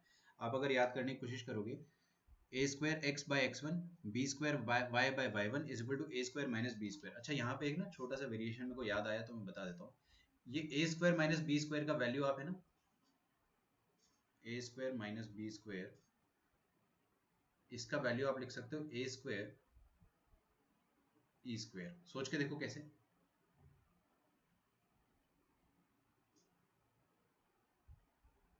ए, हाँ वही तो लिखा है आरएचएस में यार, मैंने म्यूट। हेलो, हाँ हाँ, तो रही आवाज। ए स्क्वायर माइनस बी स्क्वायर को आप ए स्क्वायर ई स्क्वायर भी लिख सकते हो, पता ना, क्योंकि एसेंट्रिसिटी वाला आप यूज करोगे तो आपका आ जाएगा आराम से। ये बी स्क्वायर की जगह आप यूज कर लेना ए square into one minus E square. ठीक है, तो ए स्क्वायर कॉमन आएगा, 1 1 कट जाएगा, ए स्क्वायर बच जाएगा, बच्चों वाली बात है एकदम। तो आप यहाँ पर ए स्क्वायर ई स्क्वायर भी लिख सकते हो। सर एक बात बताओ आप कि इसके बाद कुछ याद करना पड़ेगा क्या? नहीं, ये लास्ट इक्वेशन है जो आपको याद करनी है इलिप्स चैप्टर में। ये इक्वेशन आई कहाँ से सर? अगर आपको इसका प्रूफ चाहिए, अगर आपको इसका प्रूफ चाहिए वाकई में, तो प्रूफ क्या करेंगे अपन? dy बाई डी से आता है टेंजेंट का स्लोप, तो हमें ना dy by D eight x1 y1 निकाल लेंगे, ये आ जाएगा स्लोप ऑफ टेंजेंट। ठीक है, और स्लोप ऑफ नॉर्मल क्या होता है? Negative inverse of slope of tangent. तो नॉर्मल का भी स्लोप पता चल गया। अब हमारे पास एलिप्स पे एक पॉइंट है, एलिप्स पर एक पॉइंट है अपने पास, दैट इज x1 y1। इस पॉइंट पर अगर आपको नॉर्मल लिखना है तो नॉर्मल कैसे लिखोगे? ये तो टेंजेंट का स्लोप है, तो टेंजेंट का स्लोप तो dy बाई डी से आता है, बिल्कुल आता है। भले ही अपने को डिफरेंशिएशन इतने अच्छे से नहीं आता, लेकिन फिर भी अपन निकाल सकते हैं। मैं निकाल के बताऊंगा आपको। फिर उसका नेगेटिव इनवर्स कर देंगे तो ये आ जाएगा नॉर्मल। ये नॉर्मल है, दिस इज नॉर्मल। अच्छा, जो नॉर्मल है उसकी इक्वेशन अगर आपको लिखनी है, नॉर्मल की इक्वेशन अगर आपको लिखनी है तो कैसे लिखेंगे? y minus y one is equal to slope times normal into x minus x one. सही बात है, पक्का? किसी को इसमें कोई आपत्ति? अच्छा, ये सब सिंप्लीफाई करते ही आपको ये मिल जाएगा, खत्म। ये सिंप्लीफाई करोगे आपके सामने इक्वेशन आ जाएगी। तो मैं आपको बस कुल मिला के ये बात बताना चाह रहा हूं कि उसका प्रूफ जो है, आप करो या ना करो फर्क नहीं पड़ेगा। अच्छा, अब ये वाली इक्वेशन आ गई अपने पास, अगर अपने पास ये वाली इक्वेशन आ गई तो इसमें x1 की जगह a cos थीटा और y1 की जगह b sin थीटा रखेंगे तो आपके सामने ये वाली इक्वेशन भी आ जाएगी। सर ये दोनों इक्वेशन तो हमको याद हो जाएगी, थोड़ा सा प्रैक्टिस करेंगे, फिर बार बार रिवाइज करेंगे, एक दो क्विज देंगे, जरूर याद हो जाएगी, आगे तक याद रहेगी। लेकिन ऊपर वाली जो इक्वेशन वो क्या है वो मैं बताऊंगा आपको, है ना। वो जनरली याद नहीं रहती है, एक्चुअल में वो सबसे टफ है। तो I generally don't recommend it to remember. बच्चों को मैं बोलता हूँ कि मत याद रखो, ठीक है। तो इसको मैं रेड कलर की इंक से, चलो इसको मैं ग्रीन कलर की इंक से लिख देता हूँ। This is y is equal to M x minus a square minus b square m upon under root of A square plus B square M square. थोड़ा डर लगेगा, लेकिन ये आया कहाँ से मैं बताता हूँ आपको, है ना। इसको अपन याद नहीं रखेंगे, इसको याद रखे बिना मैं आपको क्वेश्चन सॉल्व कराने की कोशिश करूंगा, ठीक है। यहाँ पे ए स्क्वायर बी स्क्वायर आएगा, है ना। बिल्कुल आप सही कह रहे हो, मैंने जोश जोश में मन लगा दिया, ठीक है। वो वैसे भी पकड़ में आ जाता, क्योंकि अपन क्वेश्चन सॉल्व करते हैं तो वो ए, अरे सेम है ना, ऊपर अपन ने बस पॉइंट ही तो रखा है, सब कुछ सेम, कुछ बदल थोड़ी जाएगा। ए स्क्वायर बी स्क्वायर आएगा, आप ये ए स्क्वायर बी स्क्वायर की जगह ए स्क्वायर ई स्क्वायर भी रख सकते हो। तो क्या आपको तीनों नॉर्मल की इक्वेशन बता दी मैंने? तीनों नॉर्मल की इक्वेशन में क्या आपने को तीनों याद रखना है? नहीं, सिर्फ सेकंड याद रखना है, सिर्फ सेकंड याद रखना है। अब मैं आपको है ना टिप्स बताता हूँ, बहुत इंपॉर्टेंट टिप्स, जो एक्चुअल में आपको किताबों में नहीं मिलेगा। और अभी आपको है ना एक पॉइंट पे ऐसा लगेगा कि यार बहुत कुछ याद रखना पड़ रहा है। और देखो, मैंने आपको यही बताया था कि ये वाला चैप्टर एक्चुअल में आपका सिलेक्शन डिसाइड करेगा, तो इतना तो वर्थ है याद रखना, ठीक है ना। ये पूरा जो कोऑर्डिनेट ज्योमेट्री है ये आपका सिलेक्शन डिसाइड करेगा, तो इट्स वर्थ इट। देखो, अब आपको ये वाला कब यूज करना है, लिखिए इसका tip, to be used mostly when directly the point is given, directly the point x1 y1 is given। अगर आपको वो पॉइंट x1 y1 दे दिया है कि उस पर नॉर्मल बनाओ, तो आप ये वाला फॉर्मूला यूज कर लो, समझ में आया। अच्छा, अगर पॉइंट नहीं दिया है, पैरामीटर दिया हुआ है, ठीक है,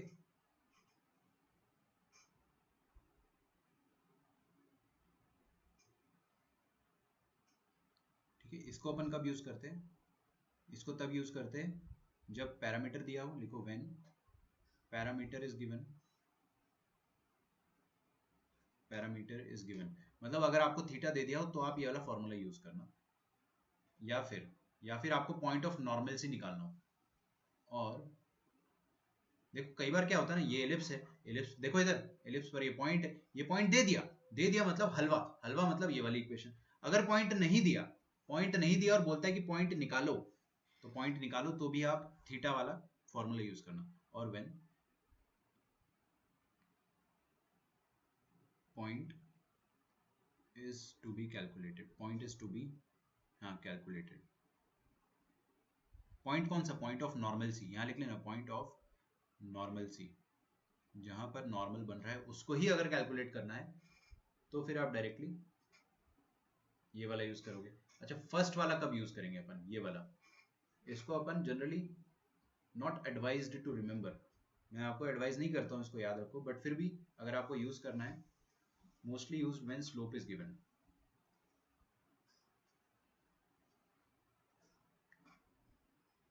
ठीक है, अब स्लोप गिवन है तभी अपन इसको यूज करेंगे।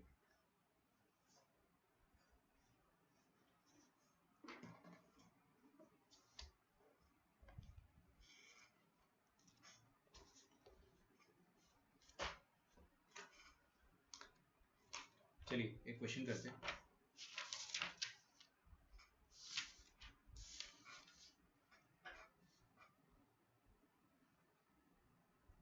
देखो the tangent,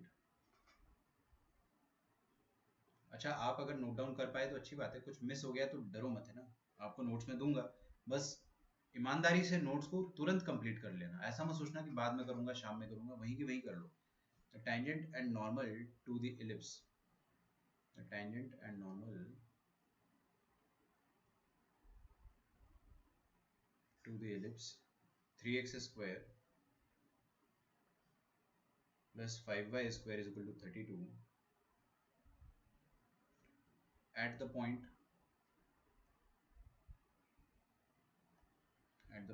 p2 comma 2 meets the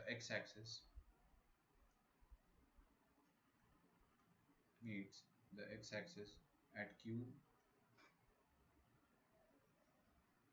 and r respectively.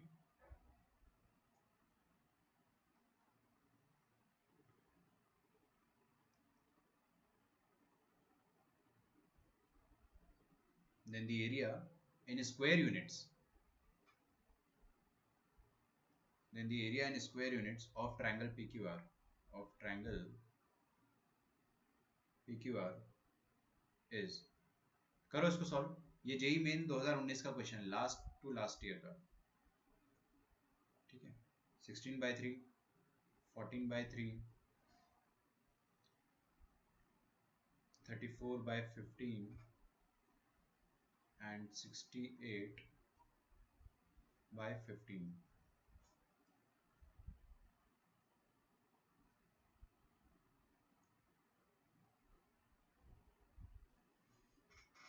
ठीक है, क्वेश्चन तो आप कॉपी कर चुके होंगे ऑलमोस्ट। ठीक है, आई बिलीव आप लोगों ने लिख लिया होगा। स्लोप वाले पे क्वेश्चन आते हैं, बिल्कुल आते हैं, लेकिन वो अपन टैकल कर सकते हैं। The tangent and normal to the ellipse this at the point this, तो आपको इलिप्स पर टेंजेंट भी लिखना है और नॉर्मल भी लिखना है। कौन से पॉइंट पे, पॉइंट अपने पास है, तो मैंने क्या करा कि सबसे पहले एलिप्स ड्रॉ करा,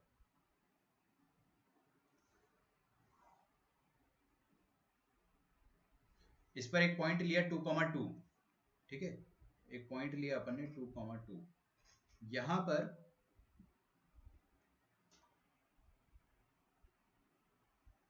एक टेंजेंट बनाया और इस पर एक नॉर्मल बनाया। ये जो टेंजेंट है ये एक्स एक्सिस को इस पॉइंट पर मीट कर रहा है, let us call it as Q, अपन इसको क्यू बोल देते हैं।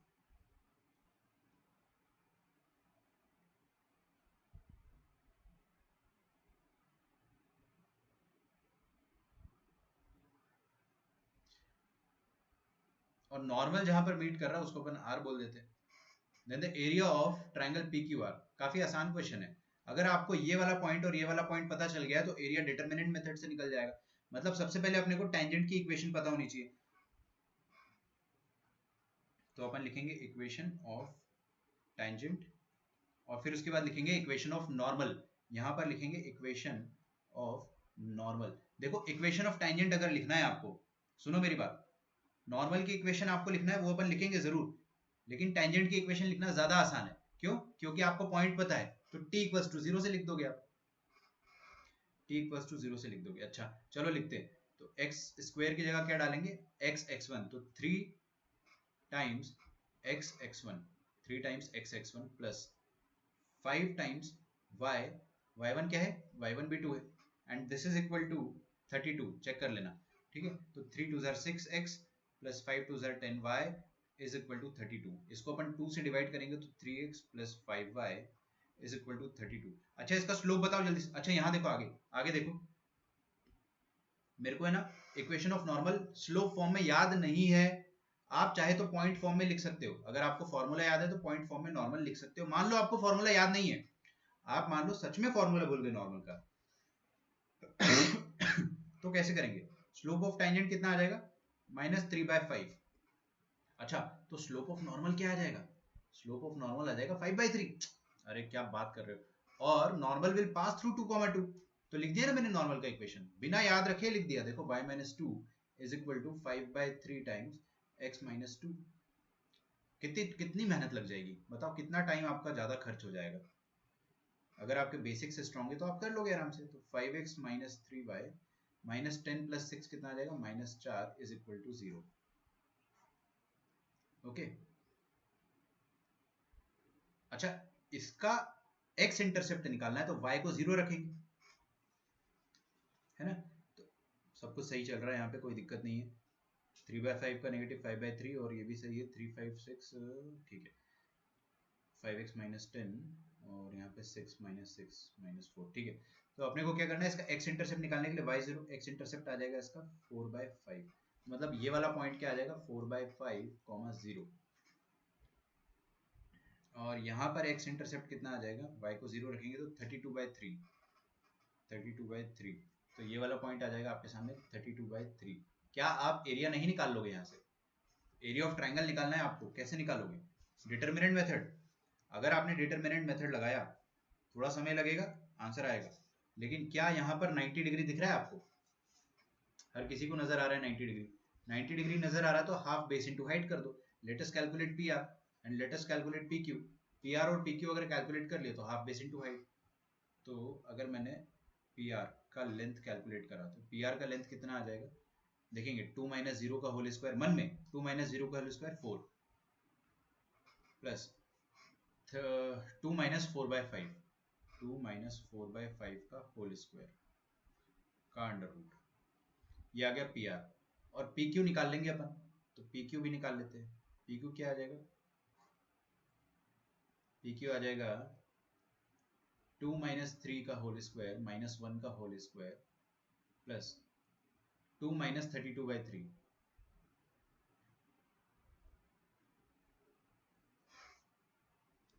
ठीक है, अमर आपका आंसर जो आया वो सही है।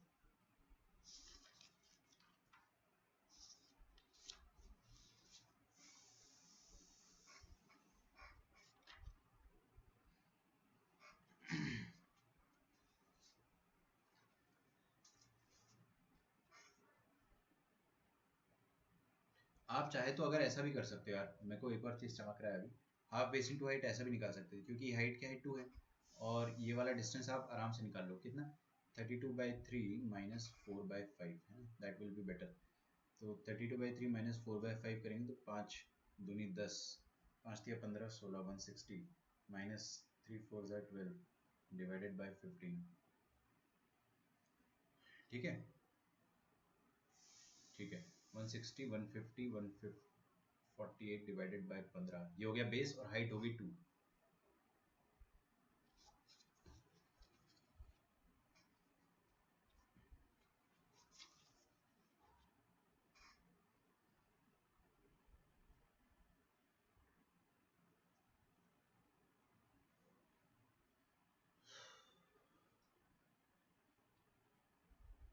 16, यहाँ पर क्या करा है अपन ने 32 लिखा है ना टेंजेंट का इक्वेशन, तो यहाँ पर भी 32 था, सही था।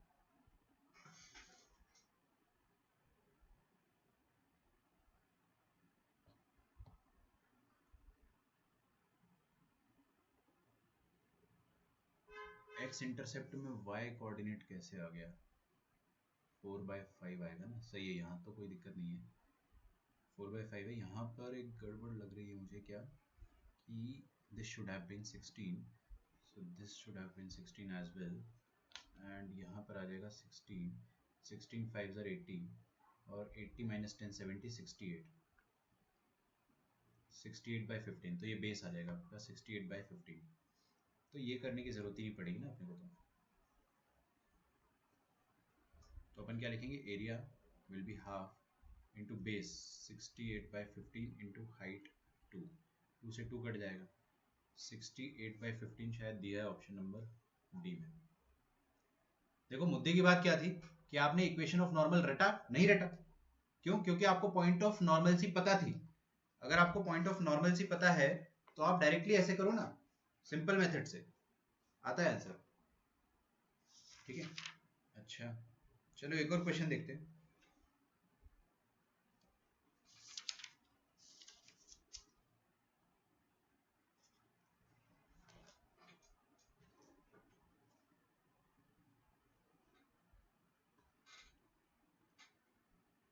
लिखिए फाइंड द नॉर्मल,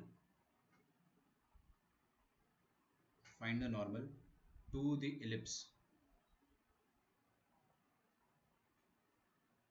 x²/18। अच्छा आपका फिजिक्स का लेक्चर है क्या आज? x²/18 plus y²/8 is equal to 1 at point 3,2, ठीक है। तो इक्वेशन ऑफ नॉर्मल आपको फाइंड करना है इस वाले पॉइंट पे। सुनो मेरी बात, if you remember the formula, if you remember the formula, formula याद है तो फिर तो कोई दिक्कत ही नहीं है ना। फॉर्मूला क्या बताया था मैंने, a² x/x1 minus b²y/y1 is equal to a² minus b²। कोई लफड़ा ही नहीं है यहाँ पे। तो अगर आपको फॉर्मूला याद है तो आप ऐसे कर लेना मेथड 1, ठीक है। क्या करोगे, a² का वैल्यू यहाँ पे लिखोगे बड़ा वाला 18, b² का वैल्यू हो जाएगा छोटा वाला, तो पुट करेंगे अपन 18x अपॉन x1 क्या हो जाएगा 3, माइनस b² का वैल्यू हो जाएगा 8, y1 का वैल्यू कितना हो जाएगा 2, और a² माइनस b², तो 3 6 18, 6x minus 4y is equal to 10। ये आ जाएगी आपके सामने टेंजेंट की इक्वेशन, या 3x minus 4y is equal to 5।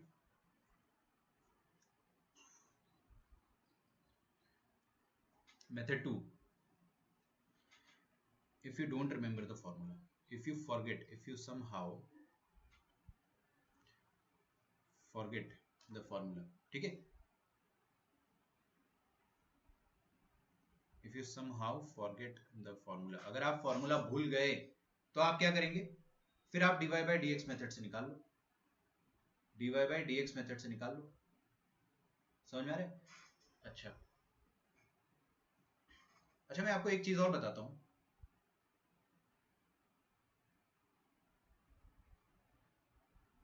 एक मिनट रुक जाओ, मैं प्रणव को रिप्लाई कर देता हूँ।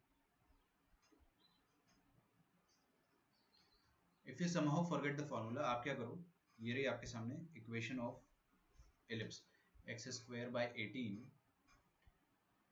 Plus y²/8 is equal to 1। देखो इधर हर कोई देखो, आप क्या करो dy/dx निकाल लो एट पॉइंट 3,2, ये आ जाएगा स्लोप ऑफ टेंजेंट। कैसे निकालेंगे dy/dx, देखो कैसे निकालेंगे, दोनों तरफ डिफरेंशिएट कर दो, तो ये 1/18 तो कांस्टेंट बाहर रहेगा, x² का डेरिवेटिव 2x प्लस ये 1/8 भी बाहर रहेगा, y² का डेरिवेटिव क्या आ जाएगा 2y इज इक्वल टू 0, ठीक है। अच्छा तो ये जो y' होता है 2y dy/dx है ना, यही तो dy/dx है। इसको एक तरफ अकेला कर दो, मतलब इसको उस तरफ भेज दो RHS में, तो क्या आ जाएगा 4, तो y by 4 into d y by d x is equal to x by 9 का नेगेटिव। ठीक है, तो d y by d x कितना आ जाएगा, d y by d x आ जाएगा minus x upon y, minus x upon y into 4/9। यहाँ पे अपन पॉइंट रख देंगे 3,2। तो दुनिया में जहां जहां x है वहां वहां आप 3 रख दो, और जहां जहां y है वहां वहां 2 रख दो। तो -4 इंटू एक्स अपॉन 9 इंटू 2। ठीक है, तो कितना आ जाएगा, 2 2 ज़ा 4, 3 3 ज़ा 9, -2/3। ये टेंजेंट का स्लोप है। तो नॉर्मल का स्लोप कितना हो जाएगा, नॉर्मल का स्लोप आ जाएगा आपके पास, स्लोप ऑफ नॉर्मल आ जाएगा 3/2। ओके, बस अब बचा ही क्या है, नॉर्मल एक ऐसी लाइन है जो कि 3,2 से पास कर रही है और उसका स्लोप अपने को पता है, उसका स्लोप क्या है 3/2। तो y minus 2 is equal to slope times x minus 3। इसको आप अगर सॉल्व कर लोगे 3y minus 4 is equal to 3x minus 9, तो आ जाएगा आपके पास 3x minus 2y, let me think, minus 5 is equal to 0। Same answer आ रहा है, लेकिन आपको इसमें याद नहीं रखना पड़ा, थोड़ी मेहनत ज्यादा लग गई। अगर आपकी मेमोरी कमजोर है तो आपको मेहनत थोड़ी सी ज्यादा लगेगी, बट स्टिल आपको क्वेश्चन छोड़ना नहीं पड़ेगा। ठीक है, अच्छा, अगर आपको पॉइंट ऑफ नॉर्मलसी यहाँ पे जैसे कि गिवन है, पॉइंट ऑफ नॉर्मलसी गिवन है तो अपन ने सेकंड वाला यूज करा। What if the point of normalcy is not given, ये आपको बोलता है कि पॉइंट ऑफ नॉर्मलसी निकालो, जिस पॉइंट पे नॉर्मल बन रहा है उसको निकालने को बोलता है, तो क्या करेंगे, जैसे कि find the point on the ellipse, find the points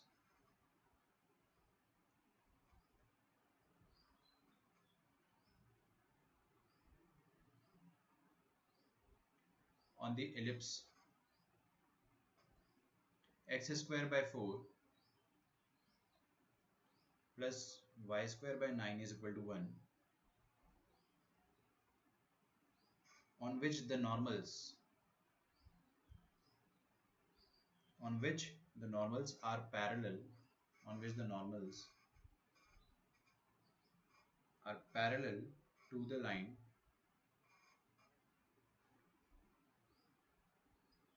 to x minus y is equal to 1। ठीक है, अब मैं आपको वो चीज बताने जा रहा हूं जो सच में आपकी बहुत सारी परेशानियों को एक साथ सॉल्व कर लेगा। पहला, आपको बोला है कि पॉइंट निकालना है जहां पर नॉर्मल आएगा इस लाइन के पैरेलल, मतलब वी हैव एन एलिप्स। ठीक है, हमारे पास एक एलिप्स है, उस एलिप्स पर कोई एक पॉइंट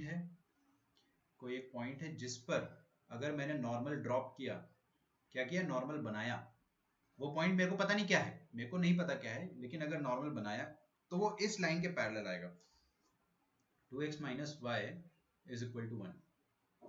ठीक है, तो वो आ जाएगा 2x minus y is equal to 1 के पैरेलल। तो यार दोनों पैरेलल है तो दोनों का स्लोप सेम होगा, इतना तो मैं जानता हूं। तो आप ग्रीन वाली लाइन का स्लोप चुरा लो और इधर रेड वाली लाइन में दे दो, दोनों का स्लोप सेम होगा। अच्छा, इसका स्लोप देखते ही -a/b 2/-1 का -2, ये आ जाएगा स्लोप। अब काश ये पॉइंट पता चल जाता अपने को।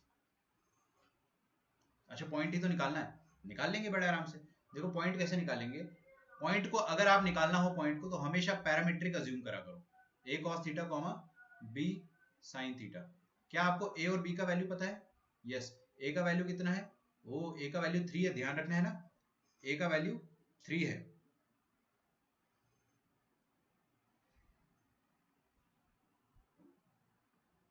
एक मिनट रुको। एक्चुअली क्या है ना कि b का वैल्यू भले ही x के नीचे क्या है, x के नीचे जो भी है उसको अपन cos थीटा बोल देते हैं, तो 2 cos थीटा। ठीक है, x के नीचे जो भी उसको 2 cos थीटा बोल देते हैं, और y के नीचे क्या है 3, तो उसको 3 sin थीटा बोल देते हैं। सेटिस्फाई कर रहा है ना? अरे डाल के देखो, यहाँ पे 2 cos थीटा डालोगे यहाँ पे तो 4 cos स्क्वायर आएगा, 4 4 कट जाएगा, यहाँ पे 9 sin स्क्वायर आ जाएगा, 9 9 कट जाएगा, तो cos square plus sin square 1 आ जाएगा। सेटिस्फाई हो रहा है ना, कोई दिक्कत नहीं। थोड़ा सा ध्यान रख लिया करो उस चीज का।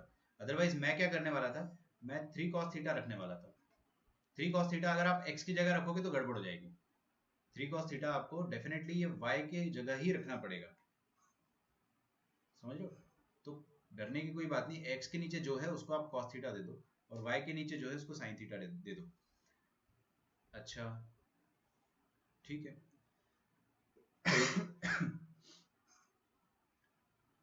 तो अपन नॉर्मल की इक्वेशन लिख सकते हैं इन पैरामेट्रिक फॉर्म।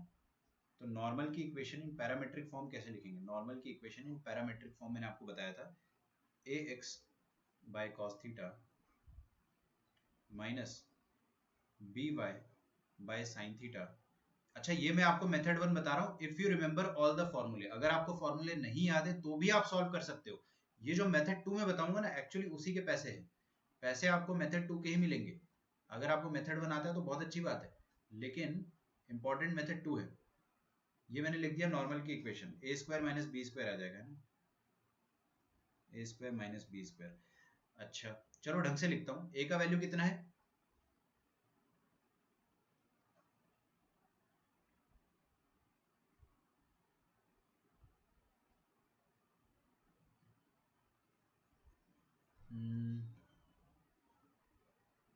एक मिनट है ना, ए मैंने एक्चुअल में यहाँ पे cos थीटा वाले को बोल दिया। जनरली क्या करते हैं ना अपन, चलो जो भी हो, अब मैंने यहाँ पे ए 2 को बोल दिया है, तो यहाँ पे रख देंगे अपन ए की जगह 2 x by cos theta minus 3y by sin theta is equal to a square, मतलब 2 स्क्वायर माइनस बी स्क्वायर।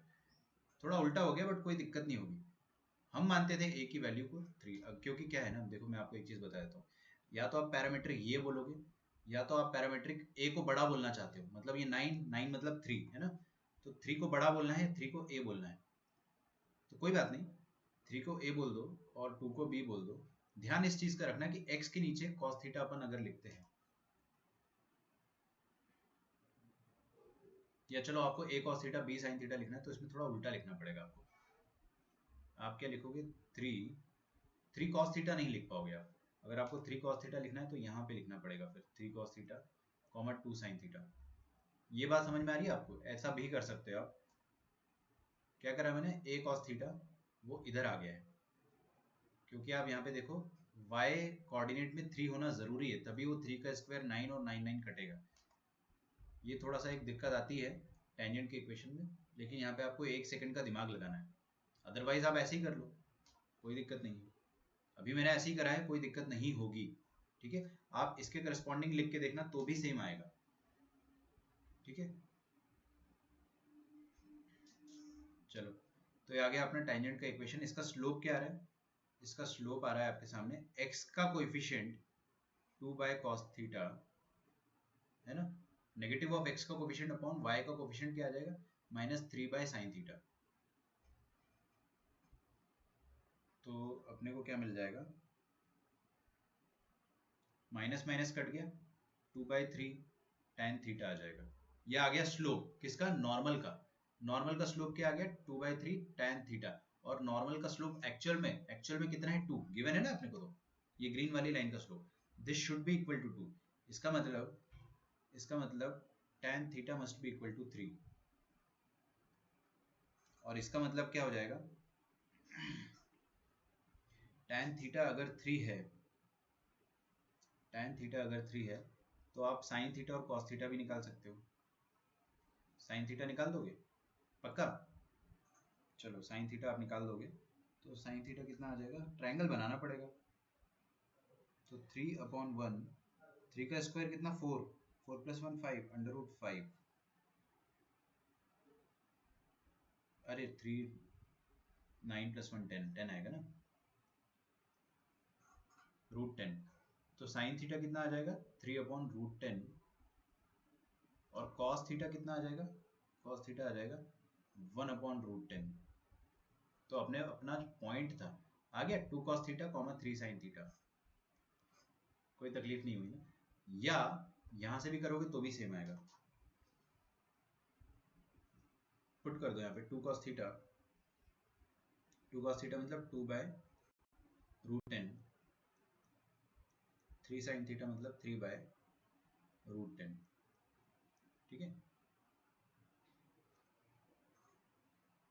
अच्छा देखो tan थीटा पॉजिटिव है, अगर tan थीटा पॉजिटिव है तो क्या क्या बात हो सकती है? बात ये हो सकती है कि थीटा आपका फर्स्ट क्वाड्रेंट का होगा या थर्ड क्वाड्रेंट का। अगर थीटा थर्ड क्वाड्रेंट का हुआ तो साइन कॉस दोनों नेगेटिव होगा। तो एक पॉसिबिलिटी ये भी हो सकती है कि साइन थीटा -√3/10 आ जाए और उसके करस्पॉन्डिंग जो कॉस थीटा आएगा वो -1/10 आएगा। सोच के देखो, सोच पा रहे हो आप? तो एक पॉसिबिलिटी ये भी होगी। तो आपके पास जो पॉइंट आएगा वो या तो ये आएगा या तो इसका ठीक नेगेटिव वर्जन। अरे tan थीटा अगर पॉजिटिव है तो या तो फर्स्ट क्वाड्रेंट या तो थर्ड। अब फर्स्ट थर्ड में क्या होता है, साइन और कॉस दोनों नेगेटिव होते हैं, है ना। तो उस केस में ये वाला एक केस जो है वो भी आप भूल मत जाना, ये मोर देन वन करेक्ट में आ सकता है। ठीक है, चलिए आपका होमवर्क जो है that is topic 2 of PYQs, है ना। और सिंगेज का होमवर्क जो है वो आपको आज रात को 12 बजे से पहले सबमिट करना है। ठीक है, बहुत कम होमवर्क दे रहा हूँ मैं, 1 to 16 क्वेश्चंस एक्सरसाइज के। नो DPP टुडे, पहले ये कर लो आप। कल का होमवर्क जो भी रहेगा आपका, जो आपको मंडे को सबमिट करना है, वो मैं आपको कल दूंगा मॉर्निंग में या आज रात को दे दूंगा। आज आपको 1 to 16 सबमिट करना है। टॉपिक 2 डेफिनेटली आप मंडे तक करेंगे, कोई दिक्कत नहीं। आज आपका होमवर्क ये रहेगा। ठीक है, चलो मिलते हैं अपन। Bye everyone, thanks a lot. थोड़ा सा एक्सटेंड हुआ है, एक टॉपिक बचता है प्रॉपर्टीज ऑफ नॉर्मल, 5-10 मिनट लगता है उसको पढ़ाने में, लेकिन अभी एक्सटेंड करूंगा तो फिर क्या गड़बड़ हो जाएगी। तो अपन कल ही पढ़ लेंगे, कोई दिक्कत नहीं है ना। एक को नॉर्मल पॉइंट अपने को बस वही पढ़ना है, हो जाएगा। चलो अपन नेक्स्ट क्लास में मिलते हैं ना। Bye everyone, thanks a lot, bye bye.